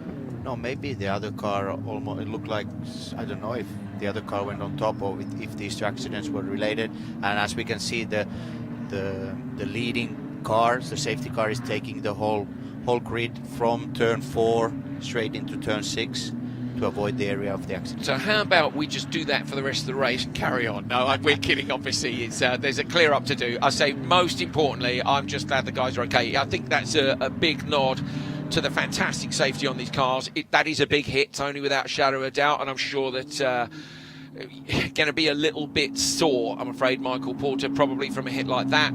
But if he's out the car, we're good. It's good news. Yeah, safety first, and our drivers always need to be okay before we start talking about other stuff on track. And then absolutely, now it looks like everything should be quite okay. But still, great racing what we had in the and we were sort of preparing for this. There is this dynamic between the 3-4 leading drivers in Pirelli that everybody wants to be P1. Everybody wants to be the top driver of the Pirelli, and he's shaping up nicely for the whole season. I was just thinking that it really is, because it's not just 2, is it? It's 3. And then when those 3 get stuck into each other, look at the gaps. You know, McCarthy and Falvra weren't far behind. I'm sure we'll see more guest drivers make appearances during the course of the year, and that will maybe get into the mix too. But yeah, it's great, isn't it? You know, Perina's done the win, and he had the problem where he got the penalty and got dropped back. Then we saw Medler yesterday get it done, so they both know. Kaminski's had the poles, and now he knows he's got the pace. Made that incredible drafting pass here as well. So now Kaminski's going to know he's got it too. So you've got 3 young drivers who are all looking, I'm sure, to make a career out of driving race cars, and are all thinking to themselves, I want to have a crack at this, and I think we're in for a brilliant season. It does look like we're coming back into pit road, are we? So are we going to see a red flag again for the clear up? That would give us another 15 minutes racing. Safety cars coming in. The clock is still running, so the clock is still running on our screens, and we'll if they're gonna stop them, surely it's red flag. Yeah, I think they're gonna neutralize the race. They have. Yeah, neutralize the race and yeah, trying to have another go. Also, Perina's opening lap, you could clearly see that he has to be, you know, on a complete edge of the grip and everything. He has to brake so late. There were actually a few places where he was about to overshoot the corner coming into the bus stop, which then opened the chance for Kaminsky to take the lead of the race. And again, our outside overtaking driver, Dylan Medler, overtaking once again from outside into turn 5. He took the lead of the race with a brave move yesterday through the kink from outside. So great racing. So Massimo Perini, see the guy in the blue shirt who's crawling around the floor? Very interesting. Everybody else has gone straight to the door. I reckon Perina's been on the radio because you've got an engineer with a torch who's looking underneath the car. So maybe, just maybe, he said, look, I feel this, this and this, and can you have a look at the car? Yeah, I think they are controlling the rear tires. So he had to, let's say, if there is an theoretical chance that his tire pressures will lower for the race, and having to push so hard through the corners, take the curves to maintain or retake the lead, he just wanted to see that everything is okay with the rear tires, because his car was a bit wild in some of the places and he had to control the car a bit more than I assume he would like to. So we've got Jason McCarthy who's with Nina Jake Paul. I was saying, Jason, you don't even look like you're hot. You're not even sweating. How are you feeling? Well, we haven't done much racing yet, so I'm feeling good. The car feels great. 111 set the car up really nicely. It's fun running with these 3 young guys up front that are all real fast. So it's been fun, the little bit of lap time we've had. Hopefully the last half of the race will be fun too. The 3 guys up front are fighting quite hard. Can you smell a podium today? You know, one of those guys would have to make a mistake. Go well. Yep, thanks. That's really honest. That is a really honest opinion. But you know what we've seen of the racing up the front there, you might just get a chance. It was extremely close between those drivers. Now, sitting in P6 in this race at the minute is Tony Davis, one of our Trofeo Pirelli drivers. He very kindly took us for a guided onboard lap around the fantastic Daytona International Speedway. We're going to take a look at that while we get these cars cooled down and get these drivers ready for a restart.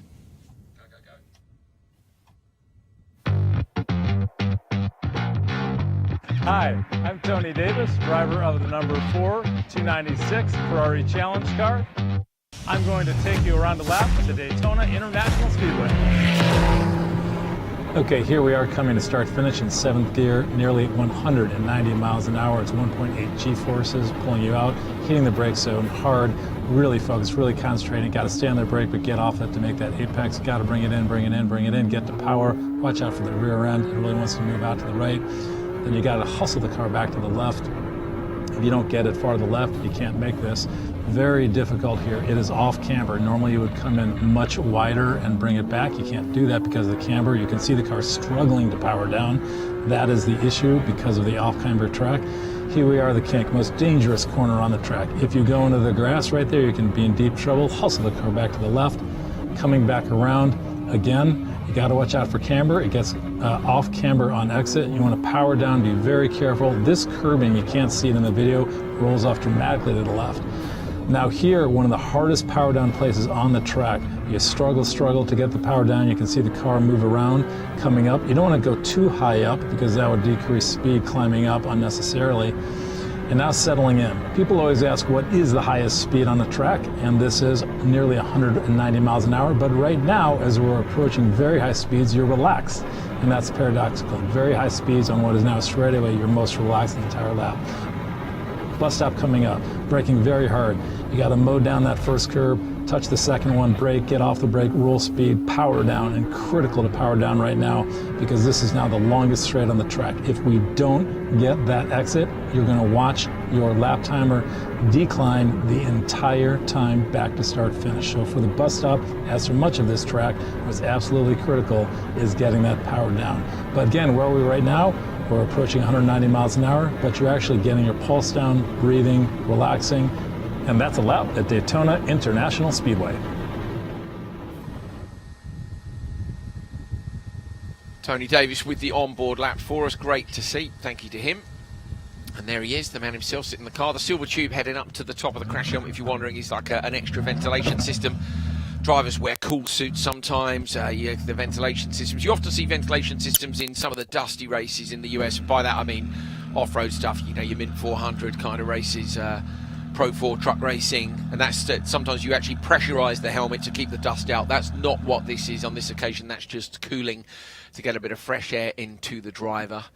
Dave Musial's door open in the background. You can see the Joker there sort of smiling at us down the side of pit road, and the crew have been called away from the cars, and we're rolling out for another go. So this is going to be start number 3. We saw the last one. I'm fascinated to see what Pirelli does this time. Of course, he's got Medler behind him, hasn't he, compared to Kaminski last time. So we'll have that on board with Kaminski too.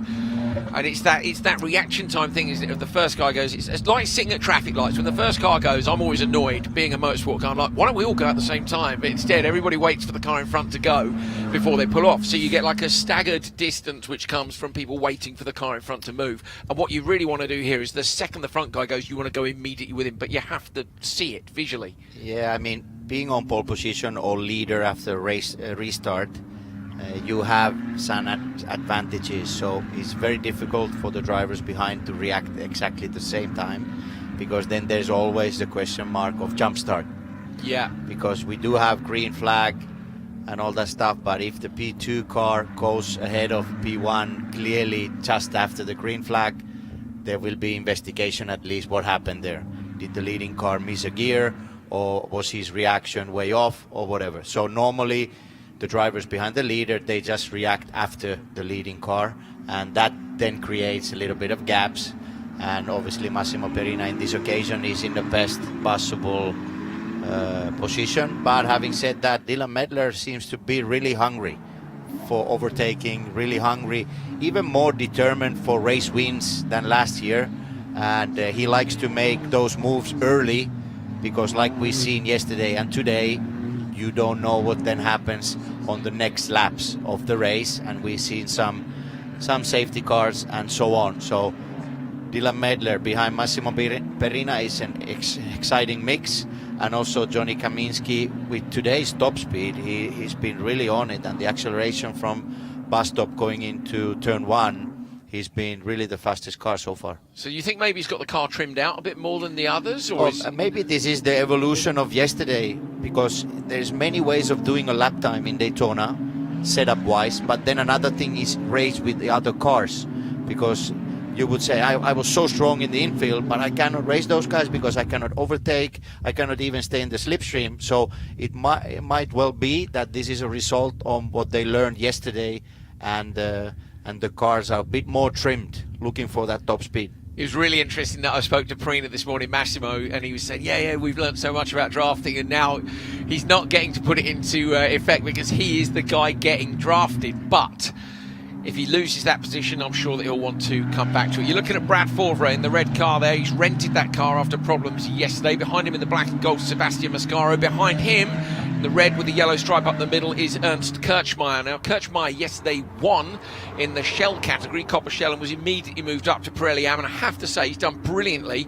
Qualified 6th, I think, in this category, and has moved himself. Kaminski's on the low road. Why is Kaminski on the low road? Has he got a problem? Oh no! Is he going to come back out? I think he has a flat TPMS sensor. Oh no! He has a flat. That's a disaster. Johnny Kaminski not going to be at the restart. He pulls off to the pits on the left-hand side. Meanwhile, Perina out front leads Dylan Medler away. That is such a shame. After those incredible first few laps, we're down to 2 at the front, but I'm sure the pack will make it exciting for them. 2 or 3 wide at the back as well. You can see Ernst Kirchmeier up behind Sebastian Mascaro and Brad Favre, the leaders of Pirelli Am. Everybody gets through turn 1 smoothly. Got to get through turn 2 as well. Keep it together, please, people. We want to get the rest of this race distance done. We have 11 minutes to go. Perina leads from Medler, McCarthy and Favre, and that is absolutely gutting for Kaminski. Yeah, I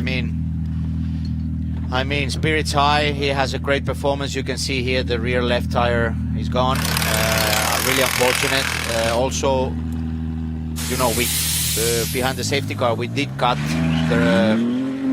the connection between the kink and went straight to turn 6. Yes, did he drive over something? Yeah, you never know. It might be just bad luck. And young driver with great speed, heads up, spirits high, and let's say on to the next one. If he rejoins the race now, try to do the best he can.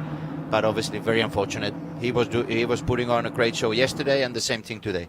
Kaminsky is some 3/4 of a lap down. To give you an idea, his sort of lap times in quali are more like 1:44. The back of the pack is only 1:46, so it's 2 seconds a lap he can look to make up, but it's going to be hard work. He kind of needs another yellow, doesn't he? Yeah, I was about to say we probably don't want one, but he would need another full course yellow.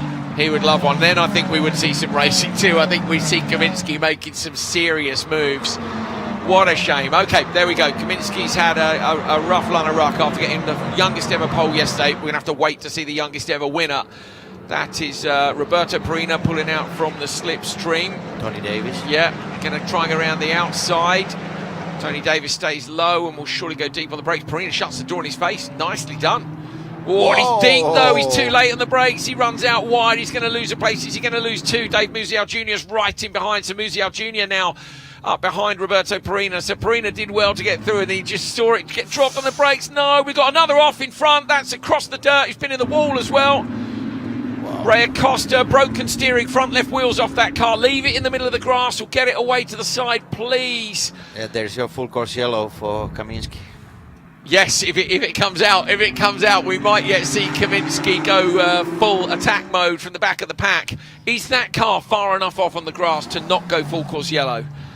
I mean, having seen so far, the race director wants to neutralize the race as soon as there is cars off and they're not moving. So,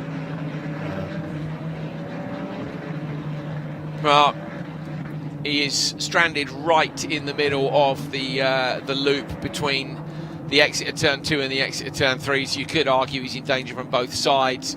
Unfortunately, with a wheel off on the front left as well, we know that that's going to be a long recovery. Here's a look at this was Perina coming back in, and then we'd come out wide, 3 cars wide here. So who gets what wrong? Clipped on the left-hand side, broke his steering. So that's 2 cars off with broken steering. So the one top right's got a broken front left, the one bottom left has got a broken front right, I think it is. So 2 cars stranded in the horseshoe section. Meanwhile, out front, Massimo Perina leads from Dylan Medler. Medler in the slipstream. If he's going to get a move done, he's got to get it done before they bring out the double yellows. Goes for the outside line. Medler looks up high, comes down back low again. Perina's got it covered. Medler with the fastest lap, 1:46.1. Goes 0.2 of a second quicker than his and sideways. That's the dirt from the previous lap incident. Hanging on to that car, Perina using a bunch of car control to gather it up. Good half turn of opposite lock. And it looks like the cars have been deemed to be far enough off the track for us to carry on. And I'm pleased about that if that's the case. Let's get some racing done for at least these top drivers out front. Perina and Medler, how are you feeling about those grip conditions? And look at the tight line Perina is having, almost from inside to inside. He has some more difficulties with the rotation at slow speed compared to Dylan Medler. So turn 3, turn 5, Medler, in my opinion, is stronger. Let's see, turn 6, key element is the exit. Again, Perina very tight on the exit. He's running less speed from the apex to exit. And Dylan Medler a bit wider racing line, and let's see if he gets some draft on the back straight. Do you think settings here, because don't forget Perina set the fastest lap of the weekend, he was some 0.4 quicker, the only person in the 1:43s. Is this a consequence of running a setup which was amazing in qualifying, not so good in the race, or have they maybe trimmed the car differently between the two? Yeah, that might be that the setup is a bit different for the race, and also the new tire covers a little bit of weaknesses of the race car, because with new tires you have that extra grip, and then when you go to the race distance, it looks like Dylan's setup is stronger. Medler's going to try for the slipstream here. He's coming up behind. He'll be picking up the toe now. You'll see the nose of his red and yellow Ferrari sucking in behind Perina. Now he's right up underneath. He pulls out to the side. Maybe again, you've got to stay right in there and try and just pop out the last second. This time he goes high. Perina on the inside line should be able to defend this, and he does. So Medler, do you need to be right in? Then he runs wide. He's run wide. Pressure. And Medler up the inside. Yep, he's looked in his mirrors, and Medler makes the pass.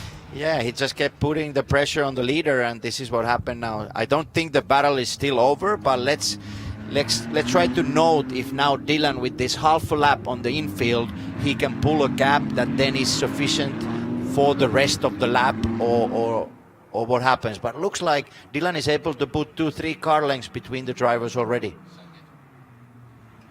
Also the rotation here looks like Dylan is able to get the nose in earlier in turn 5, and you can see that Perina is really fighting for it. He doesn't want to lose the gap. He doesn't want to lose the slipstream. He was just going to say that he's desperate for the toe, isn't he? He knows if he doesn't go back on this lap, then in theory Medler will gap him and then you lose the toe. And if he's lost the toe, it's game over, isn't it? Yeah, but look at the distance now in just 4 or 5 corners. And I just love the way Dylan is driving this year. Not always on pole position, but it looks like he has that extra determination. And Perina's later on the brakes and closes up. This is his one chance to get a toe on the exit of the bus stop chicane. He was really, really late on the brakes. You saw from the attitude of the car and the way the rear was moving around, he had all the weight on the front there, but still Medler is just a few too many car lengths in front. Yeah, but it's also a combination. If you go in really fast, you still need to carry the speed and the tight line in the middle of bus stop, and the next lap will be critical. If Dylan is able to keep this pace and use the strong points that we've been seeing so far, it's tough for Massimo Perina, because he's really fighting the car on the braking. He really closed the gap there. That's brave, isn't he? He had rotation on the car on the way into the corner, so Perina hasn't given up yet. Meanwhile, behind him, his uncle Roberto Perina's passed Tony Davis. You can see that on the timing screen now. Johnny Kaminsky is showing us P18. I know he was P19 when he restarted, but we haven't seen anything of him, so he's doing 1:46.8. So he's going quicker than the 2 cars in front of him. Kirchmeier looks like he's got a problem. He's on a go slow, and Ray Acosta as well. They're both up in the high lap times. But we're concentrating on the lead here between Medler and Perina. Medler is the champion. Perina came to Sonoma, beat him in both races, admittedly then got a penalty in one. It's like Medler's gone, okay, I'm the champion, you want this, you're going to have to go for it. And to have seen both of them driving so brilliantly, and as well Kaminsky, that's just wonderful. Yeah, it's great to see, but this raises the level of both drivers, because you know that what I had before is not enough anymore. So this is great to see, and this is good for their future as a race car drivers as well, because tight competition takes you always to another level. It does, doesn't it? I always think when you look at the guys who win world championships, when you look at the detail, the little tricks, the tiny little bits, I always think those guys they're operating at 9/10 most of the time, and there is always just a little bit more headspace to make decisions, to have tactical stuff going on. You're not just concentrating on the racing. So Medler and Perina going next level, and Kaminsky at 16 years old might be going with them as well. Mascaro, you're looking at here, Sebastian behind Brad Falvera. Brad Falvera is leading by 0.5 of a second. He's in the red car just in front. Joe Rubo is in P3. Yesterday took the pole and ended up 11th. Rubo this morning in qualifying was happy with his quali, but said, I've got to race better. And I think he'll be happy that he's doing okay here. It's Dave Musial who's in behind him. Musial looking to try and go with him. So, you know what? Perina's not been dropped here, but Medler is still has the fastest lap. Last lap, they were separated by 25 hundredths of a second. There is nothing in it between these two. Yeah, interesting is still to see the difference in the driving style and the racing line. Perina is tighter. He closes in on the corners 3 and 5 earlier. Dylan trusts a little bit more on the rotation of his race car, and I think Perina is struggling a bit more. So both of them, or none of them, is giving up, but it's just a slight difference on how they're showing their skills together with their race car. Dave Musial looking to try and find a way past Joe Rubo. Switches from one side to the other, now looking inside the run to turn 6. You never want to compromise that exit too much, and they both actually have a little moment in that corner because you want the exit speed here. Musial, one of 3 drivers in this race who's gone up 4 positions, so he's had a good run and he's looking for a run now on Rubo. Can he deny him that podium position? He will have a toe here, but he's going to have to be brave if he wants to do it on the run up to bus stop. Just about now, he's going to really feel the toe of the car in front. You see him closing down that gap. Watch now, they come through. There's nothing between them. On the brakes, keep it steady now.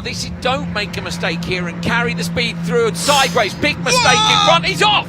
Rubo's off and into the wall on the outside. Nudges the wall. If he can get that started in a way, we might not have a yellow flag, but if we don't, then that's going to be race over. If that car is unmoving, because we're on the final lap here, and Rubo has dropped it on the exit, the chicane under pressure from Musial, doesn't look like he can get the car away.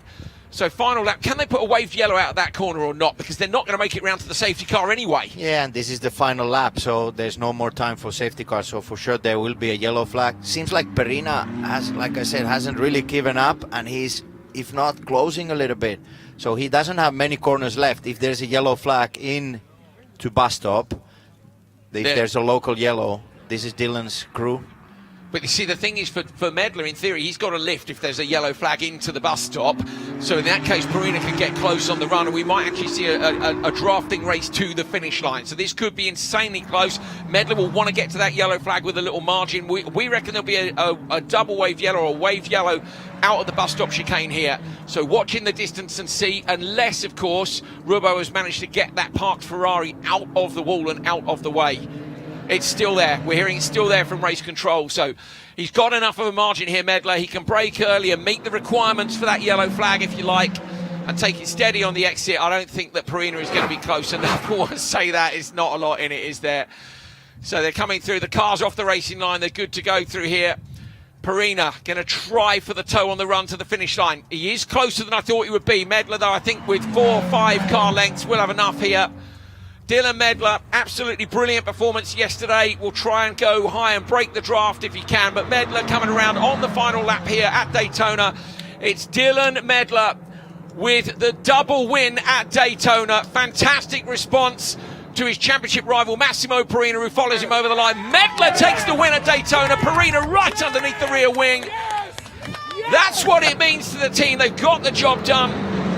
Jason McCarthy will be coming through. He gets P3. Favre, Pirelli Davis. Brad Favre wins in Pirelli Am. Sebastian Mascaro right behind him. And Dave Musial gets P3. So Musial getting third in Pirelli Am. And we finish the last race of the weekend with a checkered flag flying around the bank at Daytona.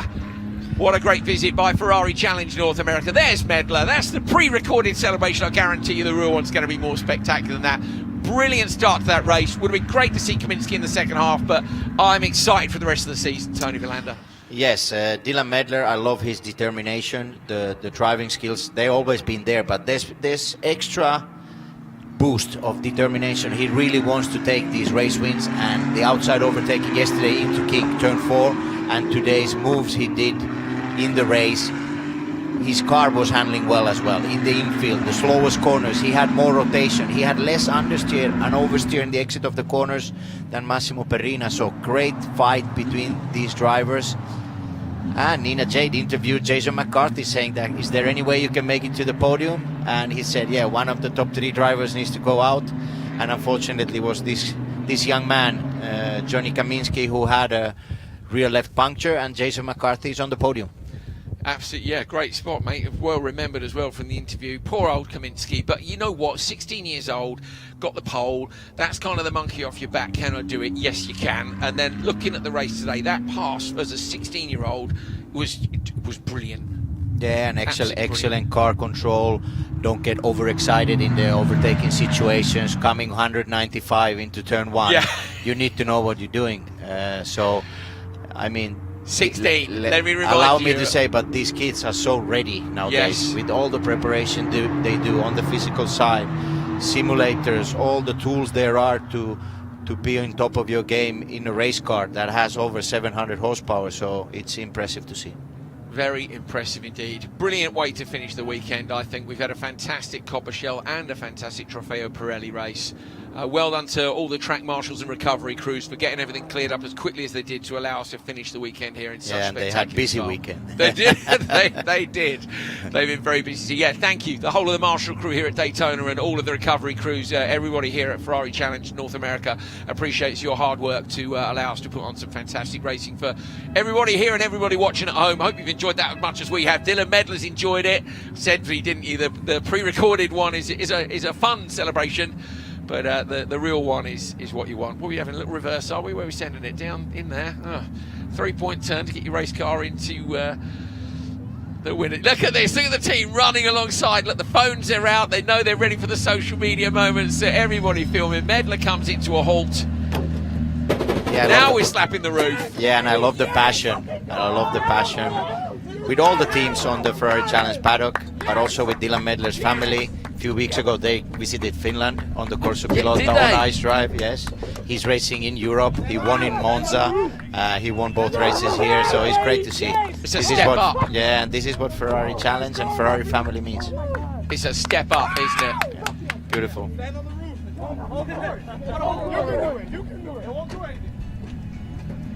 They're sending him up on the roof. There's a discussion there. Sometimes teams are not mad if they have to change a roof skin after a race, but sometimes you just got to get up there on the roof.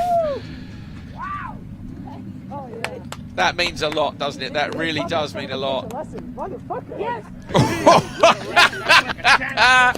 Our close-up camera is catching all the interviews you don't normally get.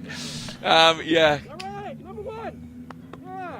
There we go, Brad Fowler with a win in the rented car after he had a problem with his yesterday and couldn't get the car back out in time. He's over the moon with that, and rightly so. And that's a special story as well, because it doesn't normally happen in racing. You take a car, change the car overnight.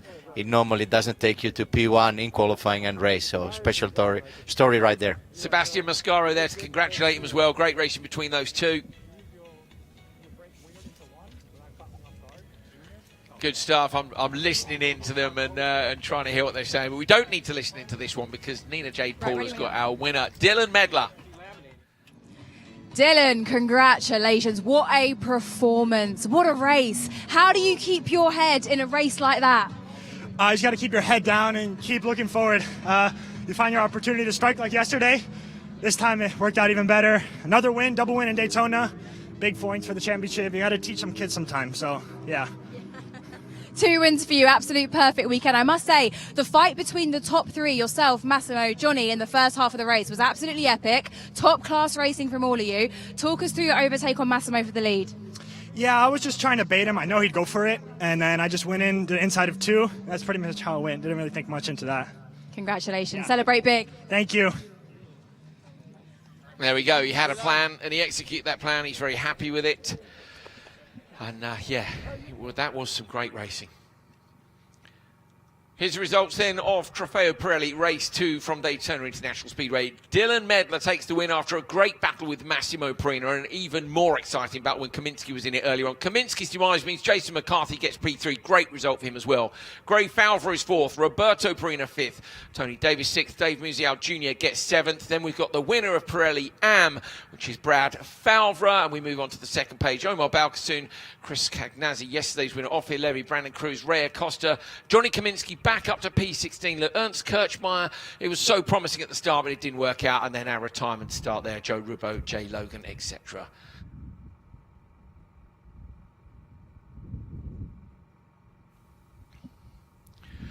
Nina Jade's got Brad Fowler with her now. Brad, what a race. A lot to contend with, a lot going on, but you seem perfectly in control. How was the race for you? Yeah, well, it was nerve-wracking, like all those restarts. A lot of chances for people to get a jump on you, go a little deep in one, a lot of chance for chaos.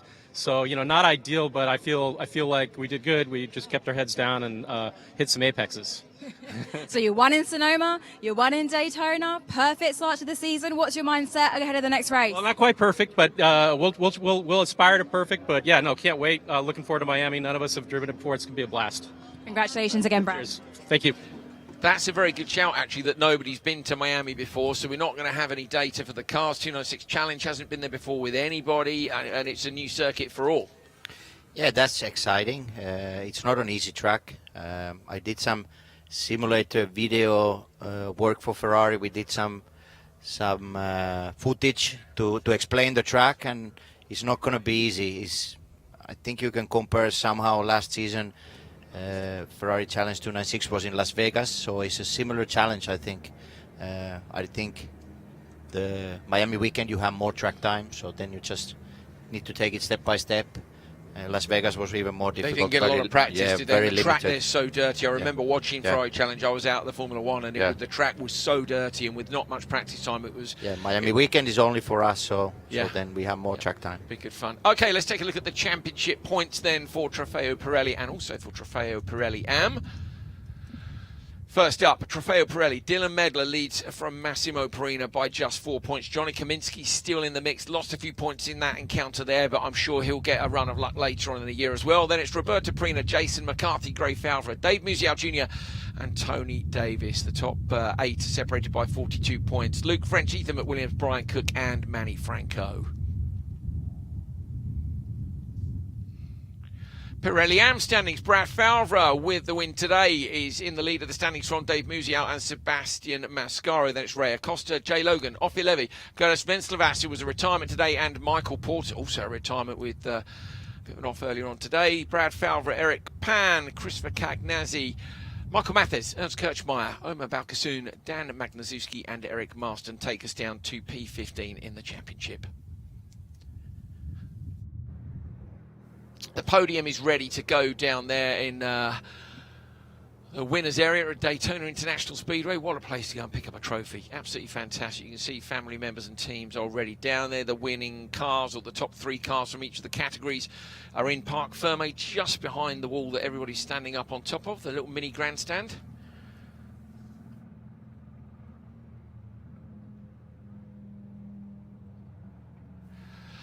Racing days coming up at Miami. Not something I've experienced before, Tony. What can we expect, and what can everybody? Hopefully, we'll get some of it into the show. What can you expect if you're coming to Miami? Yeah, it's a very special occasion to see not only the challenge cars on track, but you can also see current and former GT cars with some interesting curriculum CV in the world of GT and endurance racing. You have the FX6 program, you have the F1 cars, so there's a lot of action on track, interesting cars to see, and obviously Ferrari, when they do these racing weekends, there's a lot more to see also outside the racetrack. So I think the combination with the Miami weather, Ferrari cars, and everything that it's combined with these weekends is something special to see. There's a lot of cars on track, and for sure we have some beautiful time together. Last night we had our dinner here together. I think in Miami will be similar or even bigger. So great action coming up in, was it 4 to 5 weeks? I think it's 5 weeks' time. You mentioned it's a tricky track. We were in the midst of everything going on. I know did you say you've done some simulator work on it? Simulator work. We did some footage for Club Competizione GT where I explained the track, and I think for the actual Grand Prix they will change few corners. So the actual we're not format, using one loop, are we? I think yeah, which crosses the main roads. There will be some changes, but there's again the high-speed character of the track, and then some very tricky parts. The walls are really close all the time, and you need to be really on it, and it gives the street circuit character. So with the driving and with a little bit of courage, you can really improve the lap time a lot. Thank you, Tony Villander. Much appreciated. It's been a pleasure working with you this weekend, mate. It's our first time working together in an announcing booth. I really appreciate your input. Thank you. Thank you, and hopefully not the last. If one of us gets fired, I'll never see you again. Yeah, but I send you a Christmas card. Thank you, mate. Tony Villander. Thank you. It was a pleasure. Thank you so much. And Nina Jade Paul as well down the pits. My name's Andrew Coley. It's been fantastic here at Daytona International Speedway. We got the podiums coming up.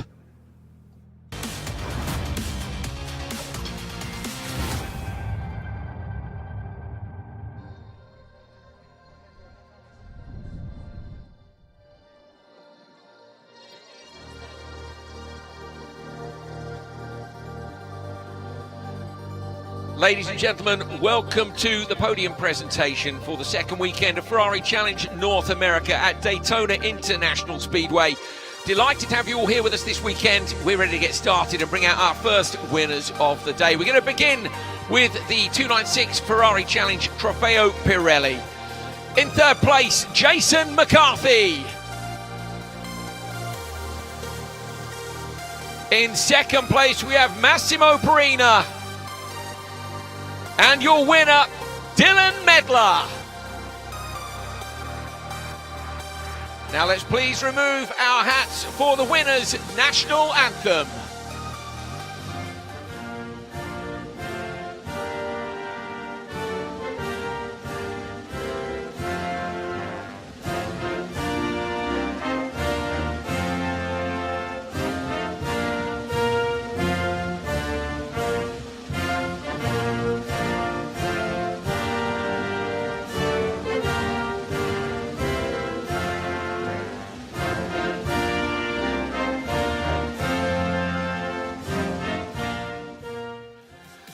Let's now please introduce Frank Kelleher, President of Daytona International Speedway, to present the trophies to our winners.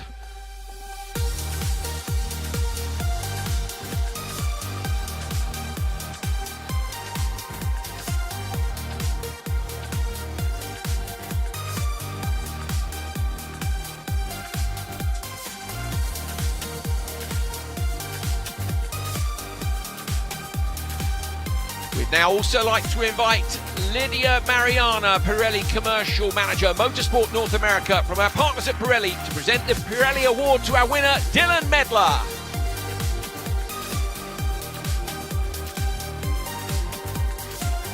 And now let's please welcome a representative from the collection to accept the Trofeo Pirelli Team Award, once again presented by Frank Kelleher, President, Daytona International Speedway. Congratulations to everyone today. Please raise those trophies up high for the photos. Congratulations, Dylan Medler on the win. Fantastic racing today. And now, time for the champagne.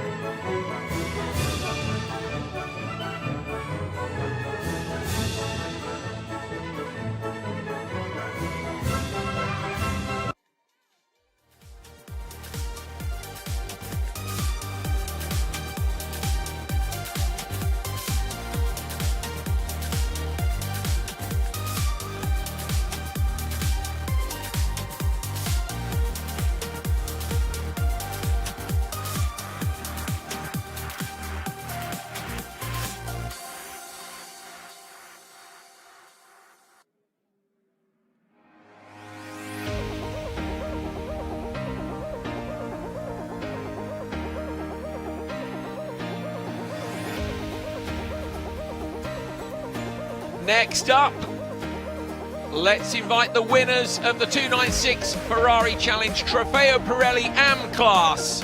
Please welcome MP3 David Musial. In second place, we have Sebastian Mascaro. And our winner today, please welcome Brad Falbra. Also our Gentleman's Cup winner, Ernst Kirchmeier.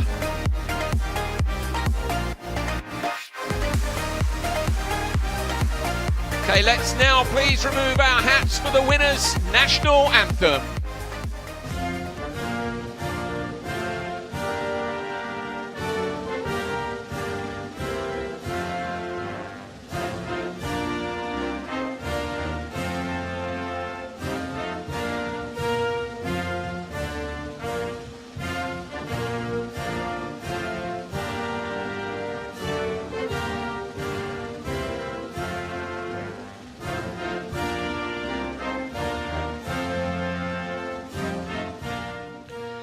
Please welcome to the podium Abe Velasco, Ferrari Financial Services, to present the trophies to our winners.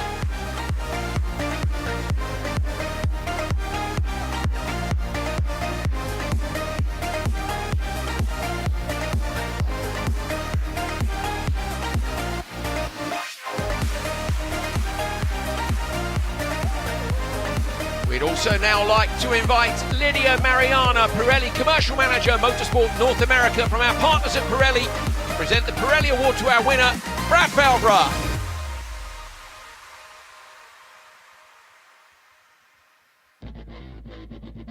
And now let's please welcome a representative from Ferrari of San Francisco to accept the Trofeo Pirelli AM Team Award, once again presented by Abe Velasco, Ferrari Financial Services.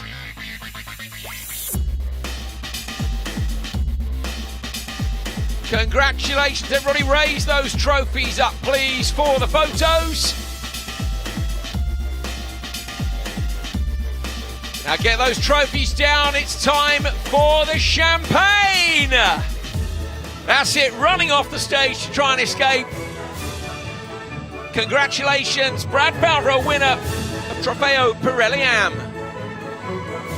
And all our podium finishers.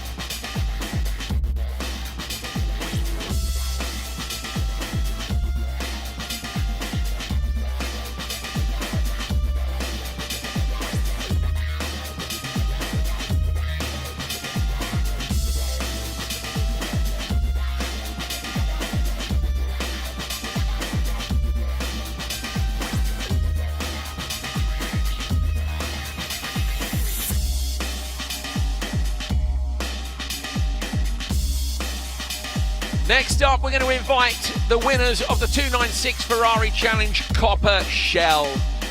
Onto the stage in P3, please welcome Chuck Whittle.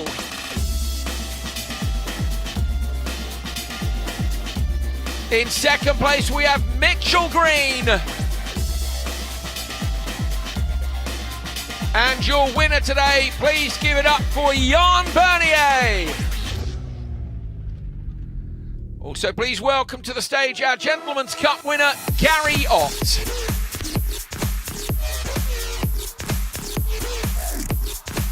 Now, please, let's remove our hats for the winner's national anthem.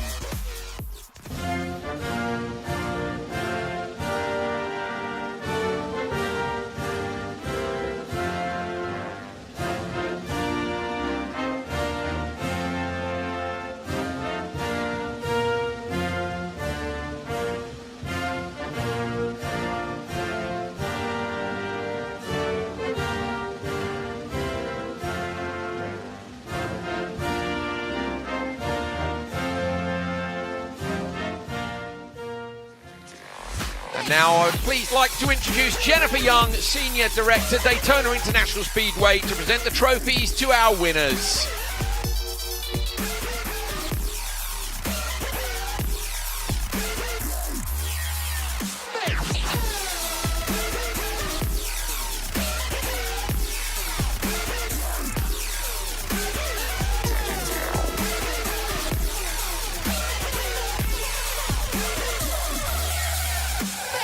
Now, please, let's welcome a representative from Ferrari of Seattle to accept the Copper Shell Team Award, once again presented by Jennifer Young, Senior Director, Daytona International Speedway.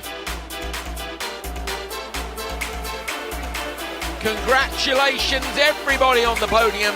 Brilliant work today. Please get those trophies up for the photos. And I think you know what to do next. It's time for the champagne.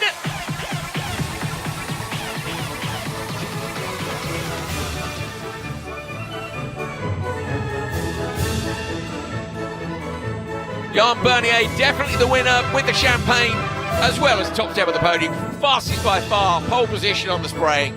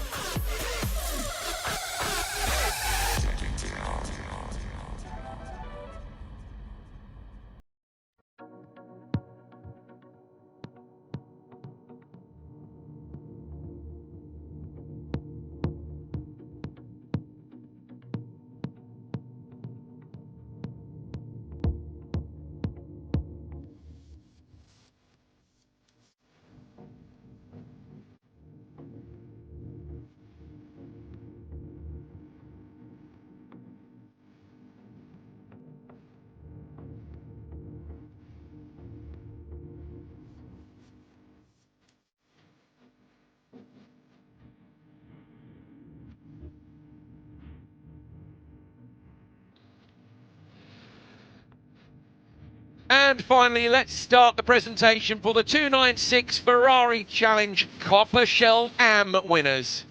In third place, from the back of the grid, Jeffrey Nunberg. What a brilliant performance that was. Thoroughly enjoyed watching Jeffrey drive through the pack. In second place, Gabe Ribb. And today, your winner is Louis Flory. Let's also please welcome our Ladies' Cup winner, Melissa Kozira. Onboard camera with Melissa this weekend to see some fantastic action. And also our Gentleman's Cup winner, Lance Corley.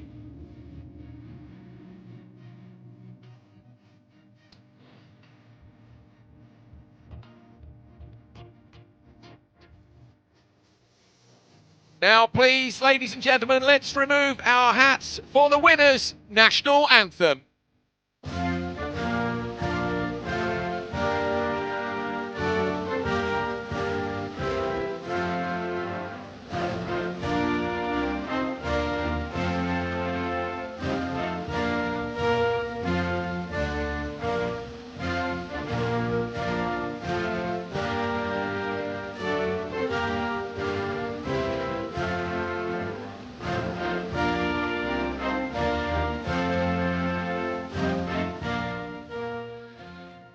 Please now welcome to the stage Rita Bonura, Ferrari North America, to present the trophies to our winners.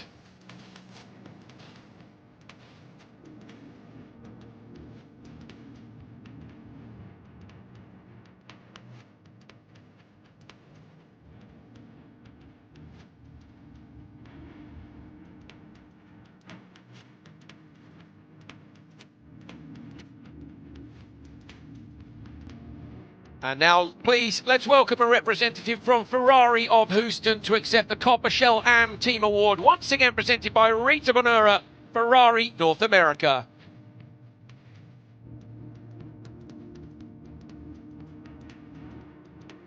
Congratulations to everybody today. Please present those trophies for the photos. And one last time, you know what to do. Champagne!